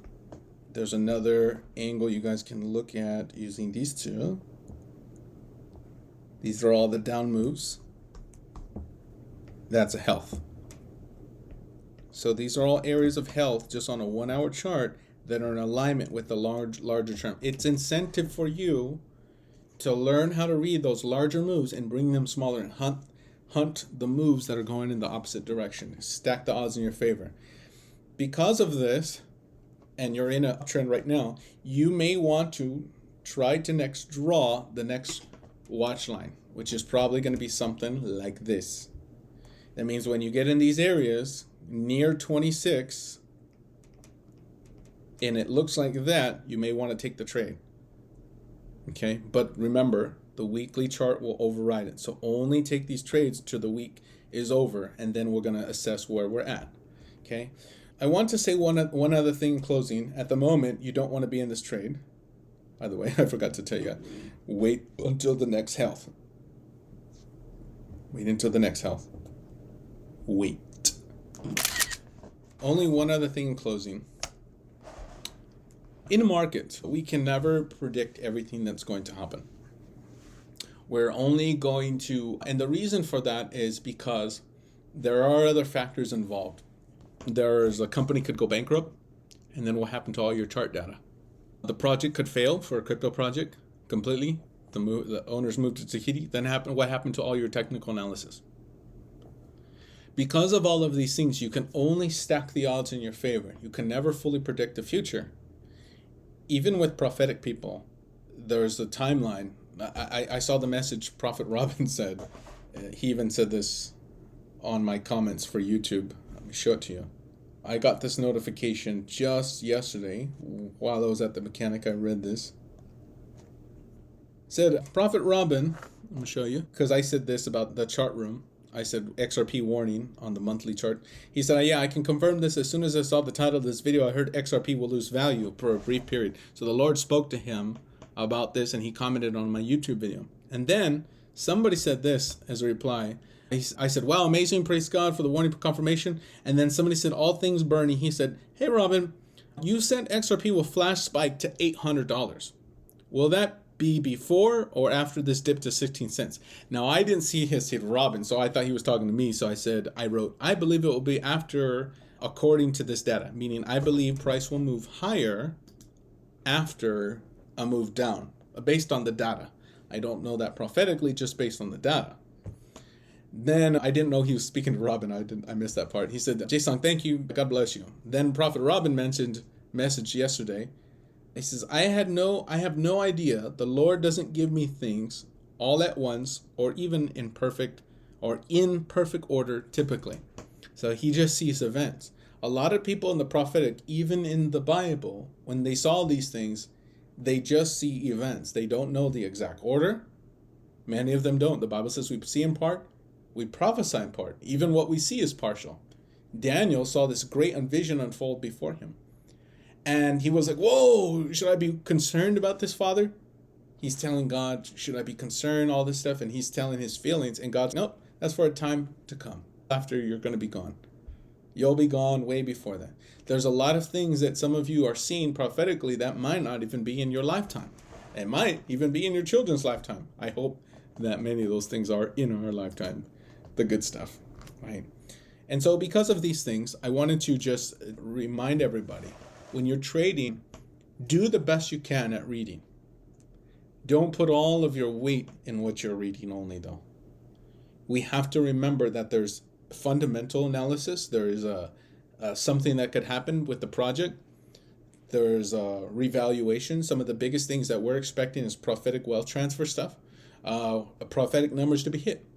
In the data and intel community, we're expecting gold standard. We're expecting regulations. We're expecting justice and settlement when it comes to exposure of things that have been done around the world by the people in power. Crimes against humanity. Certain things that are waiting to be exposed. Some of those people, some of you may be in those camps. I'm in one of those camps where I'm expecting good things to happen. So how we reconcile all of that together, since today is all about reconciliation, our tutorial for SHIBA, is when it comes to the biggest things, do the best right now and try to understand the window of time you're in. If you understand that window of time, it's going to stack your odds in your favor. I don't expect gold to be revalued tomorrow. I expect it to be valued at time in the future. I don't expect dinar to be revalued tomorrow. I expect the dinar sometime to come back in value. I don't expect SHIBA to hit $1.01 tomorrow. But there are certain prophetic windows of when certain prices are hit that usually you'll see another higher price coming. At the moment, I can see currently only really to this week. And I believe that after we see that weekly close for SHIBA, we're going to see some next big moves going up for SHIBA. So this will be a very big determining factor. And once you know where those ranges of time are, you know how close you are to the border. We are very close to a border for a very strong breakout on SHIBA. It already happened on the daily. Now we're waiting for the weekly. For XRP moved into a weakness area on the monthly time frames. However, on the daily time frame, there's a move for a large move up. I'm going to close today. I didn't take normal requests, but I am going to look at JASMY, and I'm going to show you the other two charts that I was looking at. Okay, here's the other two charts, and that concludes our tutorial. Here's the other two charts I've been searching at. Number one, I looked at a crypto called BAD. You guys know the Lord showed me about BAD not too long ago. And in BAD.AI, I can see a few things. Number one, on the BAD.AI, if you guys are drawing, we have a larger parabolic that has prices moved into that health area. Broke above health. However, we came right back down to those areas, but look at the area where we're at. It's sitting on top of that large parabolic. This is actually a good thing for BAD. If we're drawing supports, we want to connect these two bottoms together. And the smaller time frames, maybe a 6 hour, we can actually see a parabolic forming here. If I collect all of these energies, there's a parabolic here. Therefore, I would reconcile these like this. Behavior above here. I'll show you. Behavior above here would actually be very bullish. We'd be looking to go up. The support would be something like this. Structures below here would be bearish. Continue your parabolic out. Prices in this area would be a little bit delayed. Let me use the pen. Would be delay. Okay. As it is, we're also in a type of delay to health. Health, lowercase, should say lowercase health. Here is uppercase health. That would be bullish. Okay. This would be delay only. And this would be weak. This would be a major weakness, by the way, a large weakness. Something else I notice is that as we are moving up, there's no people interested. There's not a higher move at that time. Price is ready to come down. Then the activity comes back in on volume. Now on this one, back to here, as it's falling, no sellers interested. Now there's interest in it. So what is happening? There's accumulation that is happening on top of the support. Okay, nobody's interested at those high prices at the time. Now they're interested. As we come here, interest starts to be coming. I think what's happening is there's a small accumulation that's starting to happen on BAD. We'll be looking at that. Okay, this is not the best volume tutorial right here, so I'm not going to really explain this just yet. I will show you the resistance for BAD. It is here. We're out of time for today, so I'm just going to give you the bigger resistance. Here's the big resistance. You're going to be connecting those cores and those cores here. It should be a hair lower, by the way. I'm going to be looking to trade up to there and then get some trades above here for the higher moves. So if we break out on BAD, I want to take the trade up to that area, whatever that area is. The prices are going to be I'll give you the prices. For this week, the range is around 45. 1, 2, 3, 4, 5, 6, 7 zeros, 4, 5. This breakout number is around 29. Set your alerts. Okay. And make sure you draw your map accordingly. If you're taking trades on BAD, this is approximately where I would be looking. Okay. Let's move on. All right. That's BAD.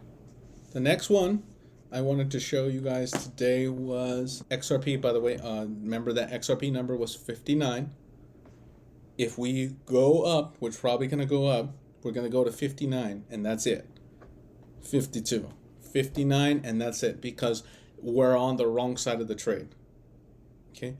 If we really break above this dotted line up back here on XRP, maybe we'll have a chance. But at the moment, I'm still only looking to be bullish for just a little bit more time for XRP. And then the major weakness that I identified on the higher time frames is going to kick in. Okay, so here is that number, 59. Current price 52. Larger monthly and weekly charts show this resistance as being the biggest one, and we're already on the wrong side of price. So at the moment, unless we really are getting past this vortex on July 8th back into that area, I'm not going to be so bullish XRP. And even then, on the monthly, I've already seen some weakness enter in. So I'm really not going to be bullish XRP until we come down a little bit. I really believe that's what's really happening according to my last report. You guys have it. I'm still looking to go down there. Okay. Any other questions, XRP, my friends, before I go on? Okay. One more. Okay. All right. I don't expect any moves on XRP anytime really soon, just yet. The next breakout will be this one. Here's something you guys can draw on the 1 hour. And then I heard somebody asking me a question. Yep. I just wanted to share something not pertaining to XRP. Yeah. But I found something interesting I found in the crypto space. Yeah. Bruce Jenner, or also who's known as Caitlyn Jenner now, made a meme coin, like the 27, which I found interesting, and it just went straight up because he's a well-known person, 20 million market cap. Mm-hmm. She wanted to be known as a she now. She's starting to promote her meme coin and even wearing a Solana shirt like Solana Summer. And then what's interesting, the next following day, Iggy Azalea, I'm pretty sure everyone knows Iggy Azalea, she also made a meme coin. And while whoever went in that trade made substantial gains, and she's interacting with the people in the crypto space, talking to them. And she's also promoting the Solana network, which I found interesting because she put out a contract address on her website. I'm pretty sure a lot of people even into crypto and even knew that was a contract address. And she's interacting with people in the crypto industry. It's listed. It got listed as this Bruce Caitlyn Jenner got listed in a couple of exchanges already. And yeah, it seemed like the masses, like more people at least, are starting to get noticed in crypto, even by these artists. I mean, they're promoting Solana, they're promoting their meme coin, which is good for the Solana blockchain. Artists and well-known famous people behind their blockchain, and they're like bullish on the Solana network. They're wearing the shirts. They're wearing shirts promoting Solana and talking about Solana and meme coin. And that's pretty interesting. I wish I got in on that trade early because a lot of people made like $100,000 who spotted the opportunity. But yeah. Unsustainable. Thank you very much for your comment on it. I would say regarding the Caitlyn Jenner meme coin, it's unsustainable for that coin. Does anybody know? Does anybody suspect why it may be highly unsustainable? Not from a chart perspective, but just from an economical perspective. Why I might say that, and I want you guys to be careful of that coin. It blew up too fast. It wasn't organic. per se. It was based on hype, you would say, the Sullivan News event, and it just went. So it's a lot of fear and going in. So it's unsustainable, and it doesn't have any utility. It's just by the brand and name. Yeah. So let me ask you a question. What happened with professionals regarding Caitlyn Jenner, professionals in the industry and their money? They threw their money behind Caitlyn Jenner in certain projects. Does anybody know what projects they threw it behind Caitlyn Jenner? There's a few, but one in particular. What was it? You guys know? Bud Light. What happened with Bud Light? They threw money at her, $600,000, I think it was, or something like that was her cosmetics. What happened to Bud Light once it reached the masses? Utter rejection. Utter rejection, the worst rejection in history. They lost so much money. Bud Light was a household name. They are basically out of the industry. I saw the charts. They were losing to no-name brands. That's how bad it was. There was people losing their jobs. All the people who were working for them saying we're out of a job but they were still supporting the movement. And the movement didn't die. It lasted a long time. I think over almost a year it lasted, where people were just like, I don't want anything. They would walk into a restaurant and they would say Bud Light, and they would leave, sometimes even leave the restaurant. They were like, we only serve Bud Light products. They were like, we're out of here. The restaurant starts saying we're not serving Bud Light, even promoting we're not serving Bud Light. So when you see situations like that, it's going to make people a lot of money, because professional money was thrown at Caitlyn Jenner to try to promote, but the masses didn't want it. They rejected it. If you see a meme coin with Caitlyn Jenner's face on it, if it runs up, hey, it ran up. But I'm telling you, once it reaches, like you said it yourself, I didn't even know he had a coin. There's a lot of people don't know that coin. Once the FOMO wears off, it's going to backfire in a big way, and it's probably going to be easy to see. In America, the movement is rejecting by and far the transgender agenda. People are pushing back against the transgender agenda in America in a huge way. The most recent fumble was Caitlyn Jenner was like, if you guys are all making fun of me here, I'm gonna go to Peru, where I'm welcome.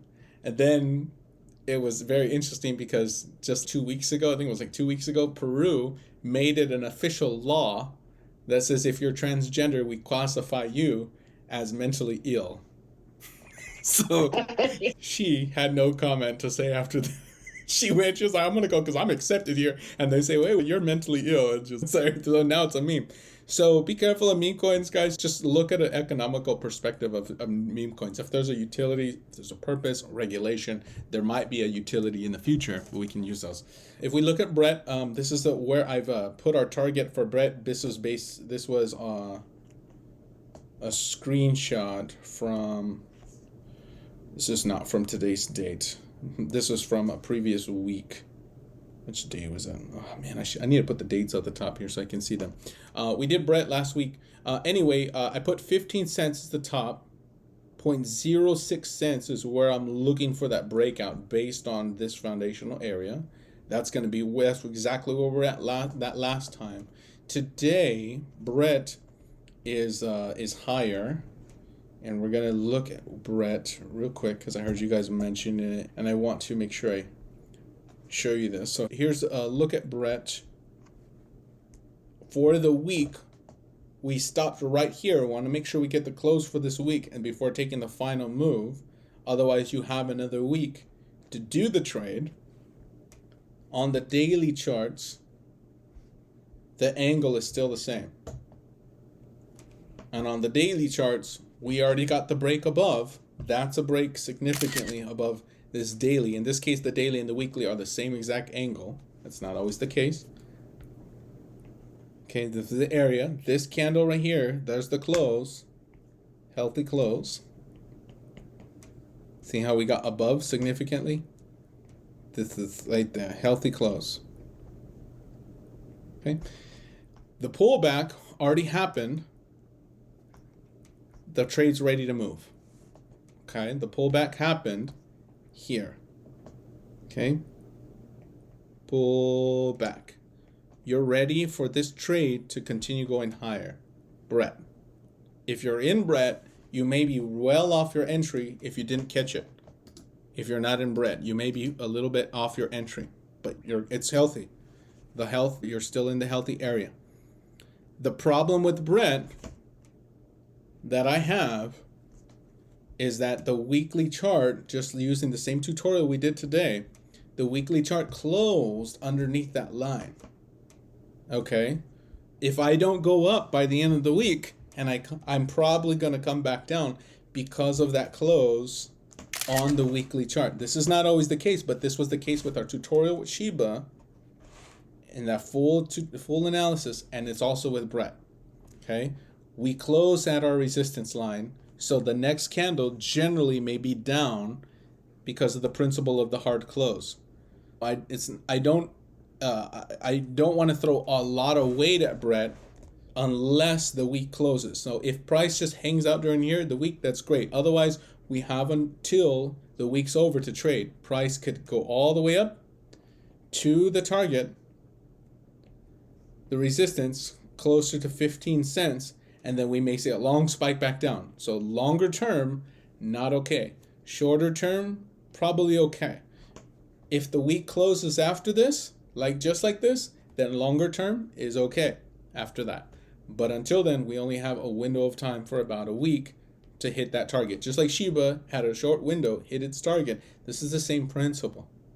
Okay? Because of that close, the candle next week could look just like this, and we could see a long spike down. So I'm not saying don't take the trade, but you have a window of time of 3 more days. 3 more days. 4 more days. 4 more days, because today's only Wednesday. But yeah, see if you can get that trade. Brett might make a lot of money if it just goes right up. Make sure you want to probably take some target at 15. See if you can get another pullback. There is a parabolic on the bottom, as I've showed you guys with Brett. The number now is going to be 50058. Jay, you don't see 25 cents? 25 cents? And 35 cents. I don't see it at the moment, but if you're okay. Yeah. Do you hear that? Are you sensing that the Lord's telling you that? Yep. I hear, what is it, 25 and 30? What's it? Yep. And soon coming $1. It's going to be, yeah. Bread is going to be suddenly, and I believe that suddenly is going to go up to $5. Obviously, I don't have a time frame. I do not. Even if it gets a correction, it's going to move. Okay, I hear 25, 35, 25 cents, 35 cents. What else did you hear? $1, and we had in record $5, and then the other day I heard $10. Because we already went down what the Lord spoke. That was 1, 2, 3. Mm-hmm. When it was 6 cents, it went to, the Lord said $5 first. Then he said all of a sudden I heard 3 cents. So it went from 6 cents to 3 cents, and that happened already. They're going down to the 3 and then up to the 6, back to the 6. So if it comes down, it's just settling, because I believe it's just going to keep going up.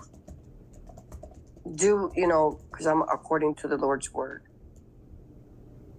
Yeah, I remember. Okay. All right. Thank you so much.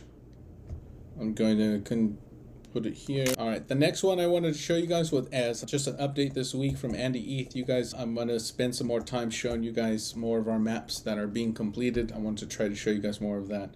The other day we were showing ANDYETH. I went all the way down to a 2-hour chart, and what I showed you guys was to set an alarm here at this number 13, because I believe that's where our resistance is based on our maps that we created on the daily chart. Okay, on the daily, I believe price was going to come back here, and then Triple J heard the word retracement and then a bounce up. She thought the retracement already happened. I said from a chart perspective that was already happening. I believe we're going to get one more move down. We did get it over the next few hours back to 013. This trade is basically ready to go. Okay, So that watch line is broken. The next health is actually now. If you draw a smaller sword cut, you can, but this is a smaller move. So I'm not really going to draw that sword cut. But as it is, the structures I was looking for was moves above there. Now, if you do go down and you do identify weaknesses, it's going to be along this track here underneath those areas. Okay, so I will draw that for you. And then I'll do that JASMY chart. But this is just some updates from some of our findings and discoveries this week. Any questions regarding ANDYETH? Thank you so much for Superfood for helping us find ANDYETH. Here small retrace and then go back with force. I believe this is complete. Yep, caliente. This is complete. Okay, the retrace is complete. So it already happened then? Is that what you're saying? Retrace? Yeah. And my alert was triggered, by the way. I got a notification on my phone. Okay, so that means we need to buy it. Okay. Yeah. And you're not so far from the entry for this one. If you do get another retrace back to that line, but it's already hit that parabolic. That was on May 28th at 10 a.m. Eastern Standard Time. Okay. Up we go. Yep. That was if you're in an uptrend, this is a 2-hour chart. If you're in an uptrend, you're hunting the down move, you can go all the way down to 15-minute chart or so. Hunt the down move. Here's the down moves.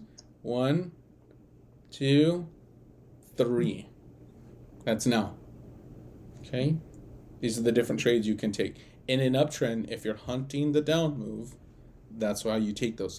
Hunting gives you opportunities to make a profit or do something structurally sound. Okay? All right. Let's go back to JASMY for the final, I think, for today. Yeah. How high are you, Andy, to go? Ooh, that's a good question. How high am I looking? Let's see. Oh, Triple J says I hear $1 from a chart perspective. And by the way, price is really low. 0001. That's a lot of zeros we lose. From a chart perspective, we have little data. So I'm going to give you my DP projection. The DP projection was already here at on this angle was my DP projection. We already hit it. And we stopped exactly there. Oops, move back. I moved it. We stopped exactly there for 3 days and then finally break out. What I'm going to do is do the next DP projection point. It's going to be up closer to here. And I'm doing the best. This is all I have right now. Normally I like to verify it with multiple things, but I don't have much candle, so I'll give you that number. From a chart perspective, I believe the next big stop is going to be 28. 00028. Okay. If we can stay above this parabolic, yeah. And stay above the blue line. I'll draw this in big. And then you think it'll pull back again after that? After that, probably pull back, and then give us the next behavior, probably above there. Okay. Thank you. You're welcome. Okay. Let's go to JASMY and we'll finish up. Now I have some JASMY charts. So let me go to my search bar.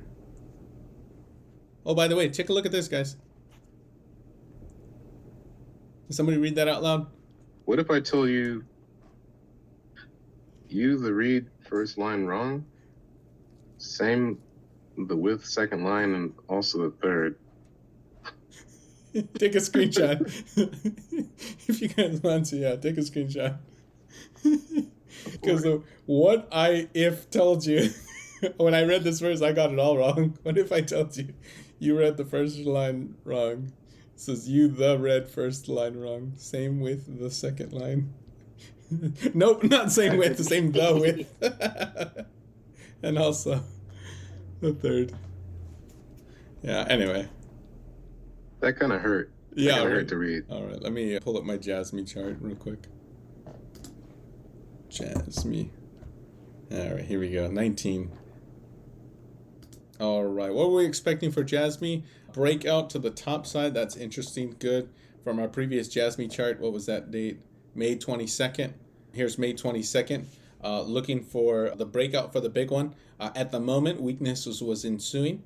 Possible support, a vortex closer to June 14th. Okay, this was a daily chart. Okay, and we're looking for, if we got a break below, to hit one more time down to the red line. But watching the major watch line with a hidden battler, the essence of the line was above here. Hidden battler needs to be calculated here and here if there's enough energy at that area. But those apart from that, we're looking for a move up. The essence of the line: 1, 2, 3, 4, even this little peak, 5, 6, 7 areas. So strong resistance line. Let's take out JASMY. That was on Bitfinex.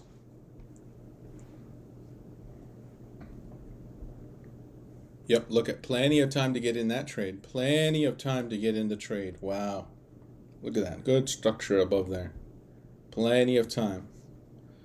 The hidden battlers being here and here. Let's do it more professionally. Hidden battler 1. Just draw a flat line, blue. Do these principles make sense, my friends? Am I teaching you guys good? Hidden battler number 2. Okay, we can see that after the breakout, we hit hidden battler number 1 exactly. Came back down. Hidden battler number 2 was hit here, but we're breaking above those areas. So that's great. Okay. I hope you guys learned something watching and reading the principles that we teach in our classes. I hope you guys are good, doing good on JASMY if you guys are JASMY traders. Today, it was our large tutorial for SHIBA, showing you how to reconcile higher time frames and to perform those analysis both on the large time frames, the smaller time frames, reconcile the two, helping your mind develop to understand the flow of price as far as reading your analysis. Some tutorials that we do in our classes, we focus primarily on one principle, one technique. Sometimes we combine multiple techniques. Sometimes during the week on Saturday or Monday, I'm just not really doing tutorials, but I'm just applying my skill to charts that you guys are requesting. But on Wednesdays, I love to slow things down, try to take you step by step, and help you, give you the equations yourself so you can think about the crypto. Some of you it would be good if some of you guys break up into smaller teams when it comes to taking on a challenge of reading a chart.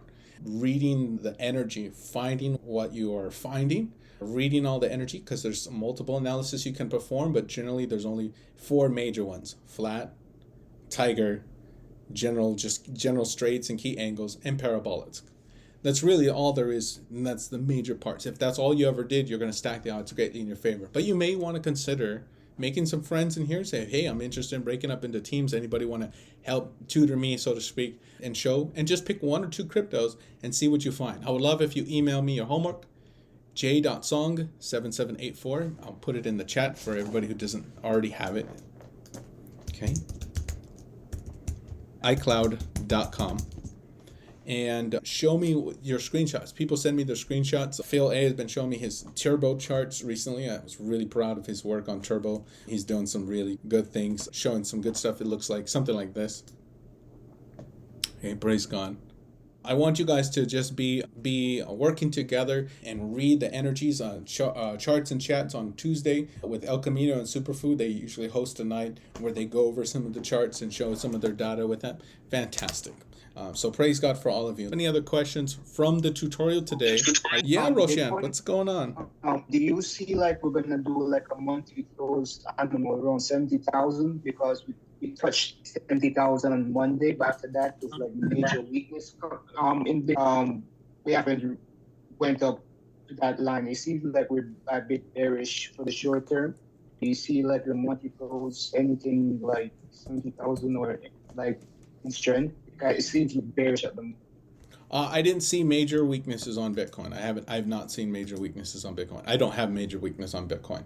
I only have, for Bitcoin, I'm still very bullish Bitcoin, because on the higher time frames on that monthly chart, this is just, I'm showing you my flow. On the monthly, there's large round action exactly where it's supposed to be.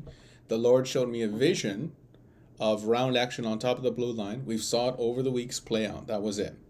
Okay, so we knew in these areas we're bullish. In addition to that, the resistances for those areas on the daily chart is approximately where these dotted lines are, here and maybe here. Okay, the two areas. So number one, if you look at this area, this one, sorry, the top one should be the weekly one. For the daily chart, if price is sitting in this area, is that good or bad if all we had was just this daily chart? Let me, actually, why does it look a little funny? Hold on. Sorry, oh, that's my key angle. Yeah, that's my key angle. So if this is a key angle on the bottom, and I duplicate this up here, it should have been a different color, my friend. It should have been a different color. Okay. If price is sitting here on the phantom, and the actual angle itself, let me give it a different color so you can differentiate. Let's see. The actual angle is maybe this one, okay, on the daily. We already cracked above there, just like on SHIBA, on the first tutorial. We did 2 tutorials, just like we cracked above. It's not scared of this line anymore, for the most part. If this is the key angle, and we set here, our DP projection is up here at 80,000, closer to 80,000. Yeah. Is this bullish or bearish if we're sitting exactly on that line? Bullish. Bullish, right? So, and if we're going down in the short term, we're going the wrong way. So we need to draw something. We need to draw something to help us take advantage of this opportunity. What are we supposed to draw to take advantage of that opportunity? A watch line. A watch line, yeah, for this only the smaller area only, which we can definitely draw one now here. So that's your new watch line. If you want to set an alert along an angle like that, set it.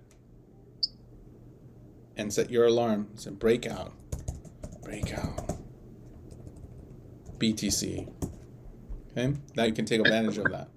But yeah, just draw your watch line. And you probably could draw it on a smaller time frame. Let's see, pull up a 6 and 12. You say the 12. Yeah, the 12 hour. Use a 12 hour, draw a watch line. Okay. 12 hour watch line. And I'd probably trust the 12 hour more because it's along the same line as the daily. Okay, so draw that 12 hour angle. Maybe I'll make mine wider so you can see it easier. There. Okay. Yep, and there's your next big breakout for Bitcoin. When Bitcoin breaks above here, look for Bitcoin to go up, probably the markets as well too. Okay, but as it is, you're already cracking above those dailies where they need to be, and that's just, this is just the key, the phantom of the key angle. So your next projection is 80,000. Okay, don't be surprised if you get it, and it's soon. Don't be surprised. Yeah, if as time goes on, that number's going to go down. Okay, any other questions? Here's 78, closer to June 19th. Jason, you said we could ask about any ETH coin, you said? ANDYETH, yeah. ANDYETH. Not Andy. Sorry. Is it possible to get a coin added to the list for Saturday? Yep. What do you want to look at? Super Trump, because it's up 300% now. Mm-hmm. Yeah, we've actually looked at Super Trump already. Oh, okay. Yeah, it's called, does anybody know the ticker symbol for it? We have a few charts on it. It's S-Trump. S-Trump, yeah. Yeah, type it in on our website, in the little search bar, type in S-Trump or Trump, and it should pull up one of those, because I think we've done it twice already within the last month, so you may already have a lot of good map points on there, but we will look at it on Saturday too, okay? But yeah, we've identified a lot of health on that crypto, a lot of health, I can tell you. Yeah, it's pumping real hard right now. Ooh, good. Some of you guys are chump. I don't have any. I want some, but if I had some, that'd be good. If you guys have some, hope you guys are doing well. Praise God. Hope you do really well. What's next? Just to update everybody on the silver price. Last time we spoke, it was between 30, 31, and now it's at 32. Ooh. And many of us believe that this is a leading indicator of the bank failure. Hear what he says, guys. He ain't lying. Silver has to break the banks because it will. Gold and silver is going to break the bank because they're short on the silver. They're heavily short. I don't even know if they're short on gold. I know they're buying gold for the reserves, but many of them are shorting silver for a fact. So it's been something they've been heavy because they've always been able to suppress the market. But this time is different. Once there's a certain point where they lose control, and it's very expensive for them to fix it. I explained the problem in our previous videos. Type in silver on our episodes, and you'll see that we did a big discussion about this on silver. So yeah, very strong. Once you break past certain areas, it's hard for them to hold it back. And those areas started breaking on the monthly time frames, and 3 points.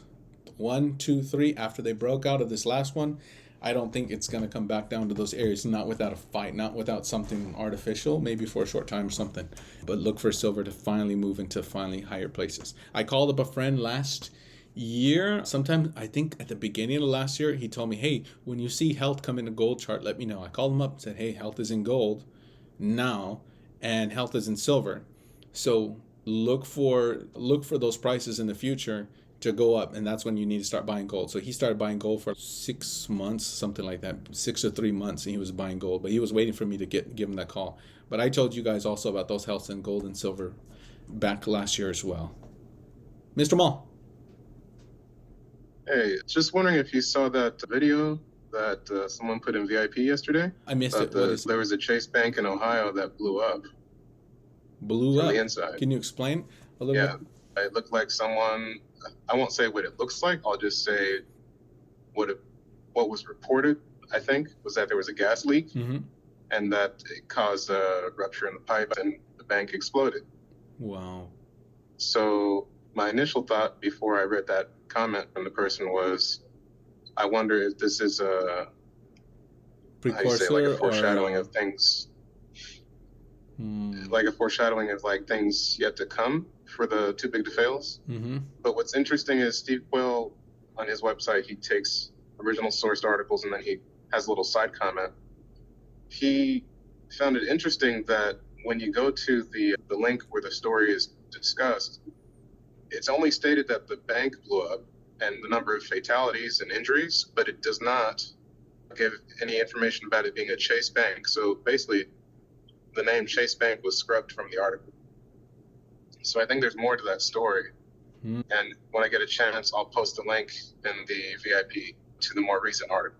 Wow. Was it overnight or during the daytime? During the day. And it's on camera, or at least part of the explosion's on camera. Oh, that's terrible. Imagine just walking into the bank. A safe place, right? Not a robbery, but wow. Very dangerous. Interesting. Yeah, it could be a precursor. A lot of these things that people think are just a coincidence sometimes are more nefarious, and they're signs because of the occult. They have to telegraph their moves. They have to not just telegraph their moves. They have to actually tell people what they're doing, but they tell people in a weird way. If there's more nefarious things behind the bank collapses, which I believe there is because they own the banks, those people who do evil things like witchcraft, occult night ceremonies, and all this crazy stuff that they do, blood rituals, a lot of them are bankers. A lot of them. And there's little things that they do to explain what's happening to get the world's attention. They say that a lot of times they tell what they're doing in plain sight. And this could be one of those things. I'm not saying it is, but it's possible. It's something we should just observe. Banks blowing up is the headline that reads. All right. Next. Any questions before we read the Word of God? Yeah. Jasmy, what did you say on Jasmy? My battery went flat for literally 1 minute and I missed it. Are you looking for an entry? Are you... For Jasmy, I am... Let's see how high are we off of the entry? I forgot. I just had it right now, a few seconds ago. For Jasmy, here it is. We were just looking. We're high off of the entry.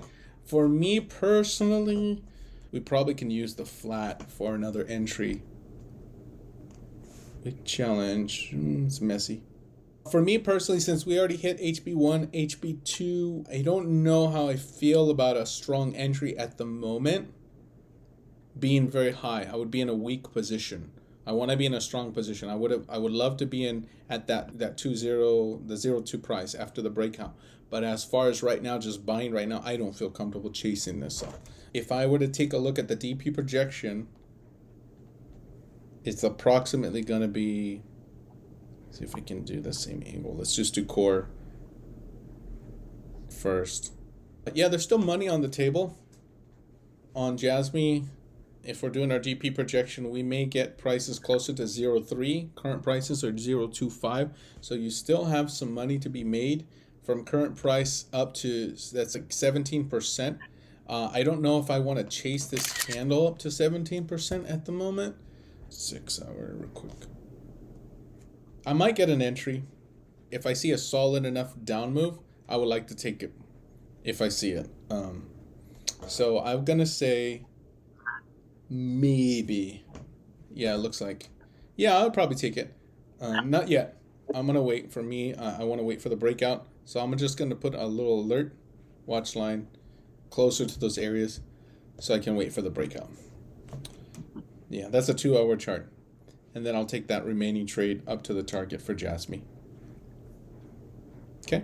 Cool. No, thank you. There's some smart money chasing this one, as far as I know. Yeah. Yeah, Lunar Classic. Yeah, look at these down move. Look at that down move. Large volume here on the 2 hour. And then we come back up to no demand. We're probably going to get the breakout. It just needs to be adjusted if you guys are using volume candles. Yeah, you're probably going to get the breakout. He's right. Smart money is chasing this. Look at large money on the down move, and then we go up. Large money on the down move, no demand. If we move into health, you're ready. So yeah, look for that breakout. Are you happy you stayed in your SHIBA long? Yeah. Yep. I sold some at 27, and I'm looking. I sold a lot of mine at 27 because I had an automatic sell. I have it, I think, on only 2 exchanges I have SHIBA on. So the next entry I'm waiting for in mine is 26. So I'm still waiting for 26, and then I'm going to take my next long. Okay, yeah. Mm-hmm. Yeah, thank you. Just another reminder about Lunar Classic as well. I was about to ask you, did you sense anything that you see in your spirit or anything about certain cryptos? You feel Lunar Classic soon? Yeah, soon. Yeah, it's going to be good, powerful, explosive. So, Ian has a very good track record of what he senses in the spirit soon. He has a very good track record. Thank you, my friend. All right, anyone else regarding the cryptos we covered for today or the tutorial? On Saturday, can you do not, please? Yeah. No, we cannot. Is that with the K? Do you have a lead in on that one, Janae? Oh, yeah. Oh, how do you spell it? K-N-O-T or K-O? No, not N-O-T. Okay. N-O-T. Short for probably nothing. Nada. Not. Okay. Yeah, I got to that one. Sold a bit too early, but I still got about 50% off it, I think. Something like that. If everybody wants to put in your request for Saturday, we can right now if you have some that sometimes it helps give me a head start. And MAGA hat, please. MAGA hat? Yes, it's on Femex and... Did you guys hear Trump talking about a cryptocurrency yesterday? No, what did he say? He was talking about, he said, we're not going to have central banks, central bank digital currency. And then he said he wants to, he was on Timcast. He was Timcast, of all people. I'm surprised. I don't agree with the guy's politics. I've seen his evolution over the years. He's slowly become like very awakened to right-wing policies, but I've watched him for a few years. He has a very interesting point of view. I like his personality. He interviewed President Trump on his show yesterday, and I thought, wow, that's really good for him to be able to interview him. And Trump said that he wants to go into digital currencies. He said, no one's really doing it, and if I don't do it, then somebody else is going to do it. So he said they want to start raising money using certain digital currencies and using cryptocurrencies for their utilities as far as their political goals, what they're going to do with certain projects. So for him to stand behind certain coins, if you see a certain coin, him promoting a specific coin, you're going to see it take off. So if you can find out what coin he's going to promote before it happens, that's all the more better. My suspicion is it's probably going to be one of these type of Trump coins, like either S-Trump, MAGA hat, something that's already Trump-ish rather than a new project. And I think he had said something about existing projects from the actual interview. So I want to look at it again, but yeah, don't be surprised if one of these coins, because I'll tell you this, if Trump goes on one of his speeches tonight and says, yeah, and he says S-coin, Trump, super Trump, that coin is going to go through the moon. Okay? If he says MAGA hat's going to go through the moon. Whatever it is. It's, when Elon Musk tweets Dodge or something like that. Okay. He's going to use cryptos to pay down the $1 trillion debts of superfood. Wouldn't that be awesome? Yeah, I know. To start promoting meme coins, but maybe he says something in one of his speeches that triggers something. Yeah. By the way, that's why we need to create fake news. The coin, fake news. I insist on it. Yeah, sell the news, buy the coin. Although Trump's coin may actually be a little bit the exception to the rules, because after he says it, then we'll know. But if you know it in advance, if you're going to see it do a big thing, even just for a short time. It may come right back down to where it's at, wherever. But there's too many people in the world that are behind him that will act on that news. So that's probably going to be one exception to the rule for a short time. By the way, no, Trump will not sell the national debt. Why is Trump going to use the coin to pay down the debt when he already bankrupt? When he already declared bankruptcy on the United States Corporation of America? There's no point. And if there's and they know that's why they keep printing more and more, because there's no point in paying the debt. Because as long as the tap's still open and the thing's bankrupt anyway, spend all the money, burn it all down to the ground. You will see that. That's hard for a lot of people to believe, but the truth is, until gold standard comes back, the debt really doesn't mean anything anymore. It doesn't really mean anything at all anymore, because the debt is just fake fiat, and it's already bankrupt. All right, let's read the Word of God, my friends. We're going to continue with 2 Corinthians. Chapter 11 in the next paragraphs. Verse 12, what I am doing I will continue to do in order to undermine the claim of those who would like to claim that in their boasted mission they would work on the same terms as we do. For such men are false apostles, deceitful workmen, disguising themselves as apostles of Christ. And no wonder, for even Satan disguises himself as an angel of light. So it is no surprise if his servants also disguise themselves as servants of righteousness. Their end will correspond to their deeds. And the next paragraph, please. Yes, sir. I repeat, let no one think me foolish. But even if you do, accept me as a fool, so that I too may boast a little. Excuse me. What I am saying with this boastful confidence, I say not as the Lord would, but as a fool. Since many boast according to the flesh, I too will boast. For you gladly bear with fools, being wise yourselves. For you bear it if someone makes slaves of you, or devours you, or takes advantage of you, or puts on airs, or strikes you in the face. To my shame, I must say, we were too weak for that. But whatever anyone else dares to boast of, I am speaking as a fool, I also dare to boast of that. Are they Hebrews? So am I. Are they Israelites? So am I. Are they offspring of Abraham? So am I. Are they servants of Christ? I am a better one. I am talking like a madman, with far greater labors, far more imprisonments, with countless beatings, and often near death. 5 times I received at the hands of the Jews the 40 lashes less 1. 3 times I was beaten with rods. Once I was stoned. 3 times I was shipwrecked. A night and a day I was adrift at sea, on frequent journeys, in danger from rivers, danger from robbers, danger from my own people, danger from Gentiles, danger in the city, danger in the wilderness, danger at sea, danger from false brothers. In toil and hardship, through many a sleepless night, in hunger and thirst, often without food, in cold and exposure. Wow. And apart from other things, there is the daily pressure on me of my anxiety for all the churches. Who is weak, and I am not weak? Who is made to fall, and I am not indignant? If I must boast, I will boast of the things that show my weakness. The God and Father of the Lord Jesus, he who is blessed forever, knows that I am not lying.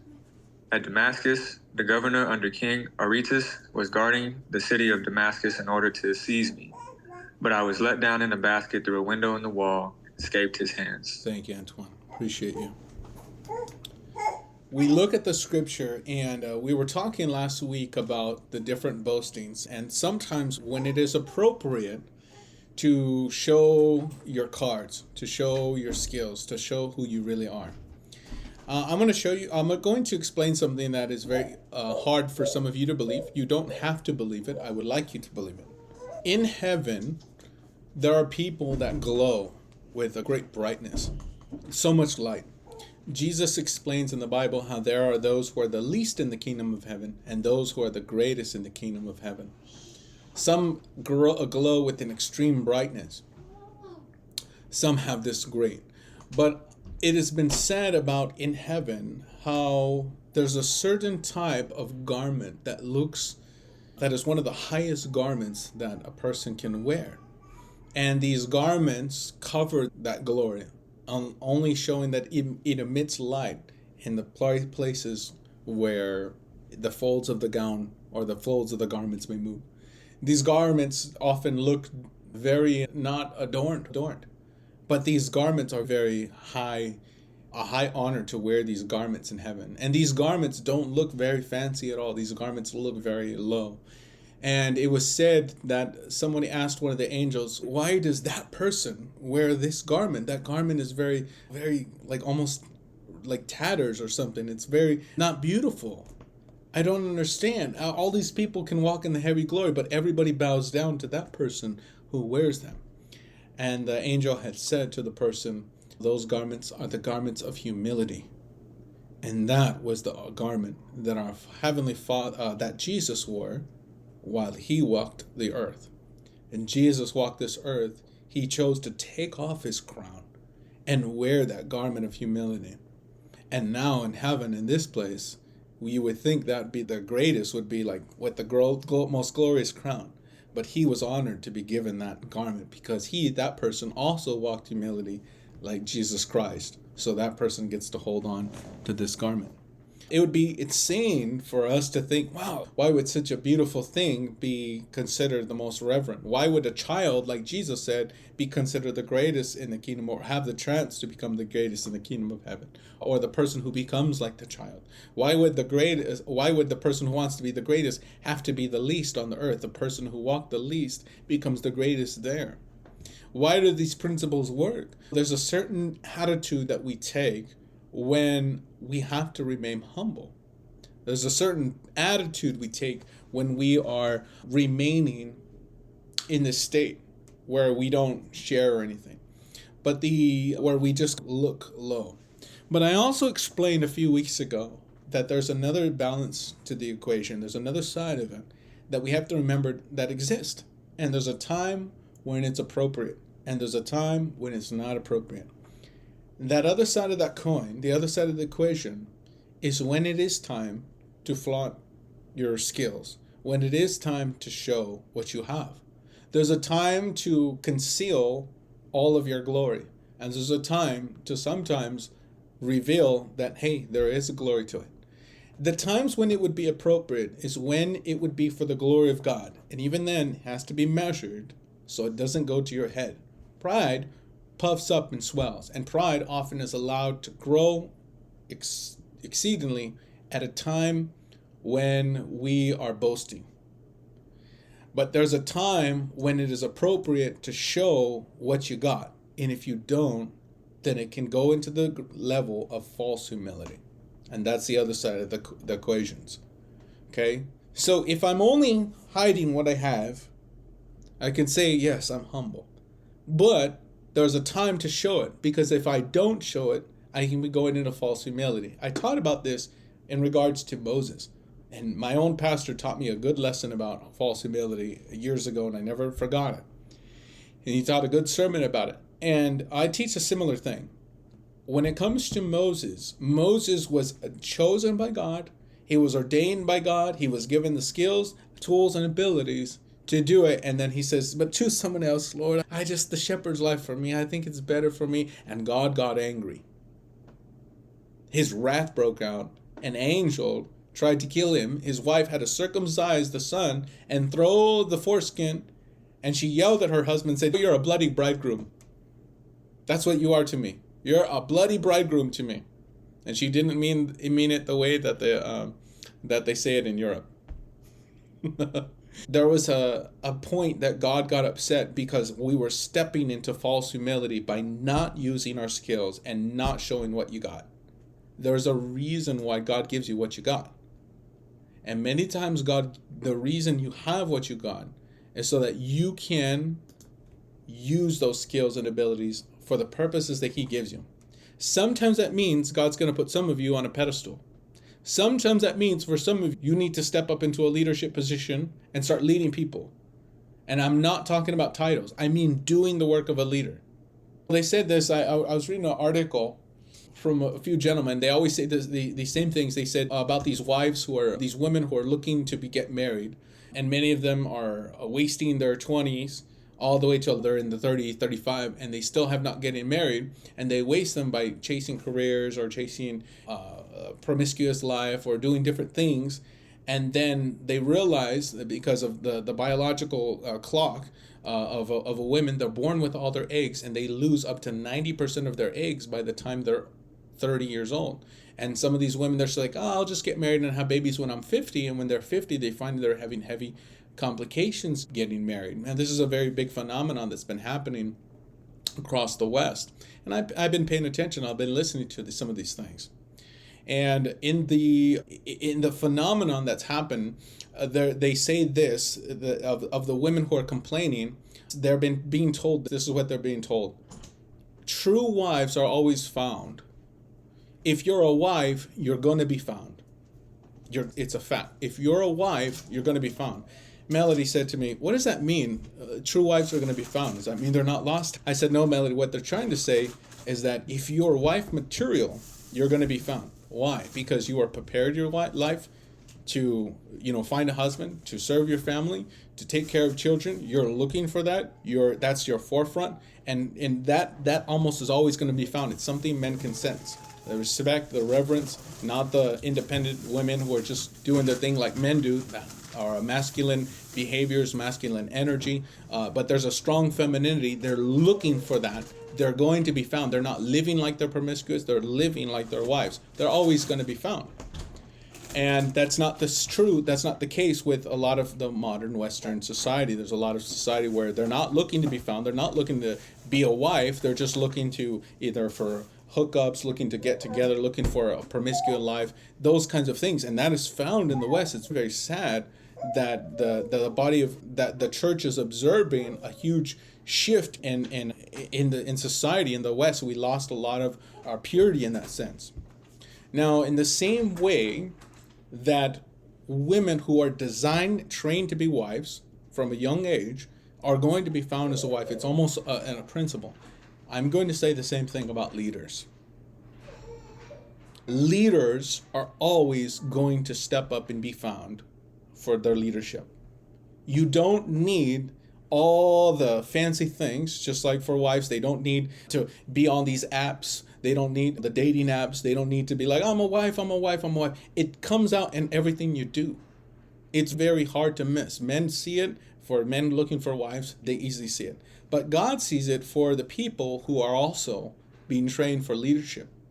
You're going to look at your past and you're going to say, hey, all along, that was what I was being trained for, to raise up for leadership. You can't hide it. You feel inclinations to go first, to take the step. And it's not from a boastful mentality. You're going to feel like this is where I belong. The same way that certain people in certain categories, such as wives or certain other areas, they feel like there's just an innate calling. For those in leadership, you're going to feel it almost your whole life. And you've probably felt it your whole life, whether it's among your brothers and sisters, that one was supposed to raise up. And it doesn't mean that they're the most popular person. It doesn't mean that the most accepted person. Moses was rejected by his family, or the Pharaoh family. And even of his brothers and sisters, they were like, well, why is it going to speak to you, blah, blah, blah. And they go through it. Jesus was the same way. It's not a popularity contest even at home. It's just the characteristics, the energy that comes out of you. You're going to be found as a leader. This is the opposite of false humility. The energy that comes out of you as a leader is being drawn up. Some of you just feel like it fits like a glove when you're a leader. And you feel like you can turn it on at a heartbeat, like a button you press. That if you ever need to do what you're supposed to do for God, you just step into it and you do it. And I'm proud of you guys who are doing that or feel like you're doing that. This is a very rare thing for certain people. You always feel like, hey, I need to take care of the group. I need to make sure that we're doing that. Those are leaders. It's not saying, hey, look at me, step up, but facilitating the growth of others, facilitating the going into territory, new territories for others.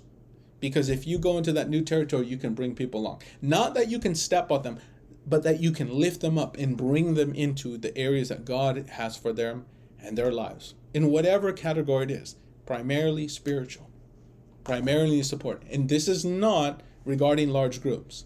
Now, why am I saying all of this? Look at Paul.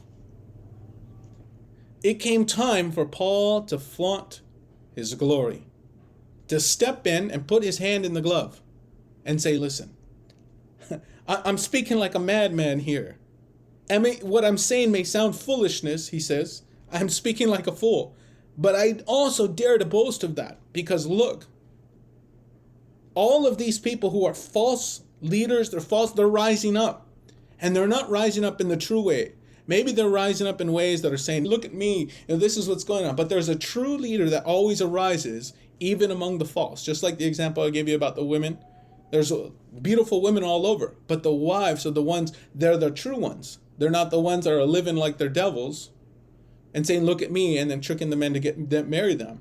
They have that energy. The leaders are the same thing in God's eyes. The leaders are saying, Lord, for your glory.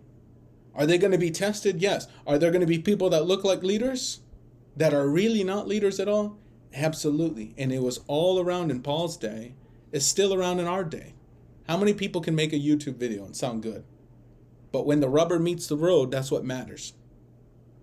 Paul said earlier in the Bible, he says, the kingdom of God is not a matter of talk, but a matter of power. How many people can put their money where their mouth is? How many people in a real life station will rise up to be a leader? Or are they only leaders behind cameras? Are they only leaders behind cameras, behind titles? I know pastors who only live for the pastor badge. I know them. I know many of these. I can name them by names, and I don't. I've met many of them in my life. They were pastor only in title. Maybe in God's eyes they were, but as far as wanting to be a leader, as far as leading, as far as it coming out of them, they weren't. They weren't nothing. They were just paper thin, like a paper tiger, something like that. Paul's talking specifically about these. He says, listen, I got the evidence to back it up. He says this, I got beatings. I was shipwrecked 3 times, beaten with rods, 40 lashes less one. 40 lashes was often fatal. Once I was stoned. Frequent journeys in danger from rivers, shipwreck day and a night, drift at sea. That hasn't happened to me. Dangers from rivers, robbers, my own people, from the Gentiles, danger in the city, the wilderness, living on the run from false brothers, betrayal, toils, hardships, sleepless nights, and hunger and thirst, without food, not because he wanted to fast, but often without food just because they didn't have food, and cold and exposure. I hate sleeping at night when it's cold. I hate it. Or I can't sleep. And apart from other things, there's daily pressure on me and anxiety for all the churches. He has the weight of ministry as well on top of it. He can back the back and talk the talk. He has a reason to boast. And the reason he had to boast in this example was to get the attention of those who were disrespecting and not paying attention to the true leaders. So sometimes there's a balance that comes up. Now I want you to do this, and we're going to remember this as we close today. Okay? In your lifetime, there's a moment when it's time for you to rise up. And sometimes you have to let the garments show what you got, the glory, that light that comes out. Sometimes you have to step up and say, hey, I do have a qualifications. But more so in your actions. More so in what you're doing. If you still don't got enough, then don't be afraid to sometimes show your credentials. And what I mean by credentials, is it your badge? No. It is your history, what you've been through. And that's your testimony. I was witnessing to a man the other day in the street in front of Starbucks. And the man, he asked me for money. I was going to give him money. I didn't have any money at the time. I said, I don't have any money. What do I have to give you? And I reached into my bag and I had a burrito. I said, oh, I have a burrito. Look, let me get you this burrito. I just bought it. I never buy an extra burrito. I felt like I needed to buy an extra burrito. I said, listen, and I held this burrito. I said, listen, this burrito's for you. I said, I never buy an extra burrito. Ask my wife. And my wife's in the car. He's looking at me. Now, as I'm speaking to this man, I said, and he says, I don't believe in God. And I said, if God didn't exist, then why would he send me here to talk to you right now and allow me to give you this burrito? That I believe that's one sign for me to get you this burrito, because this burrito gave me 5 minutes of your time. And that's why we got to have this conversation. So as I'm ministering to this man, the man's like, you know what, you may be right. I said, you're right. The man would not listen to me when I talked about the gospel. He kept saying things like, yeah, it sounds right. It sounds good. What about all the people suffering? Look at me, I'm suffering. I'm going through this on the street. I'm going through this. And I got to tell him, I says, you know what? I don't know your pain. I don't know you. I'll never know your pain. And I'll never really know you. I have this moment here with you right now. But I will tell you this. And I started telling him about suffering. After I told him about suffering, he still didn't believe me until I flashed my badge. My badge wasn't my pastor badge. My badge was I went through suffering. I said, you know what? My suffering's different than yours, but I did go through suffering. And I started listing the things that I suffered. I told him about when I lost my house. I told him about I lost my wife. I lost my car. I lost my job. I lost everything you can name. Basically, I even lost I lost my mom for 6 months. I lost relationships with my family. I lost my integrity, and I lost my good name for a good season. And the man looked at me, and that's when he started listening. Sometimes people won't listen until you show a little bit of that glory. But that glory is in the form of your testimony. And that's what it was for Paul. The church got his attention when he said, listen, I'm not just showing up saying, yeah, this is the ways. I got the backing to listen. I got the backing. I went through it. And I went through it on behalf of Christ. When I'm telling you something, I want you to put more weight on it, is what he was saying. And people will put weight on your words when you also sometimes, at certain degrees, reveal your testimony. And allow your giftings. Allow yourself to be used in that area.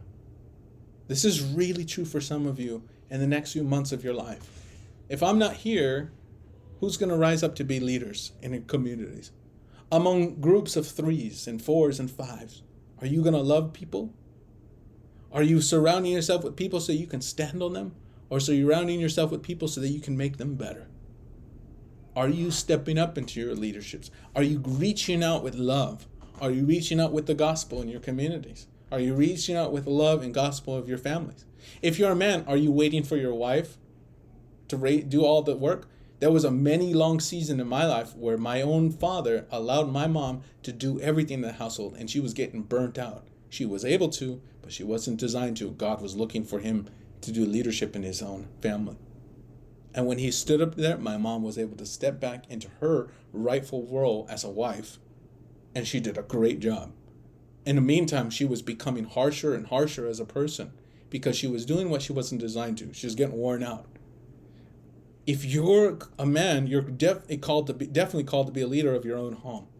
If you're in ministry, and if you've been away from ministry, rise up in love first, and then God will lead you from there. How to grow your communities, your local congregation, your local church, even our community here. I'm so glad to be a part of your life. Thank you for listening to me today, friends. Also, thank you for your support for our WordRoom ministry on Sundays and during the week, and also Chartroom, as well as the reading of the Word of God. You guys are amazing. Thank you for taking care of our family. Father, we thank you so much for all the people. I pray that for those who are wives, I pray that you would help them to be found if they're looking to get married. May you bring them the husband. And may it be a very easy thing for them if they step into those areas you're calling them to be as the suitable helpmate, as the person that is for the man. I pray that you would just anoint them and bring them the right husbands. Lord, I also pray for the leaders, whether they're men or women. Pray they would rise up and step into those roles of leadership in their lives, not with titles, but with deeds and with action and their service to one another. Lord, I pray that they would be great leaders in the future, even in the now. Let them rise up. Lord, I pray for those who have been hiding behind false humility. Let them repent. Let them repent. For those who have been hiding their God-given skills and not using it for your service, for your glory, may they use all of their skills that you've given them. And for those who don't believe they have skills, show them the skills that you have given them, and you have. For those who feel the strong spiritual tug of leadership, may you anoint them, Lord. May you anoint them strong and grow those gifts. Let them use them for the glory of God in their life. As our community grows, Lord, and one day we grow in person, as we grow and move to places like the islands or open up physical churches, I pray that you would put your hand upon those futures, and may you flourish and bless those ministries. For all the people who grow up to be leaders, may they continue growing up strong in the Lord. Lord, for all of those who have been hiding, give them courage as well. Give them courage to step out. For those who walked away from ministry, who were once anointed, anoint them again. Anoint them again. I thank you for all the development you've given all the leaders since they were children, among their siblings, among their relatives. I pray that they would do all things with love, and let them remember to give their testimony and boast, so to speak, during the times they need to, and hide and hold back during the times they're not supposed to. We love you, Lord. We thank you. May you bless our community. Keep them. Make your face shine upon them. Look upon them with favor. Be abounding to them with grace. Be gracious unto them. Lift up your countenance towards them, Lord. Give them peace. In Jesus' name. Amen.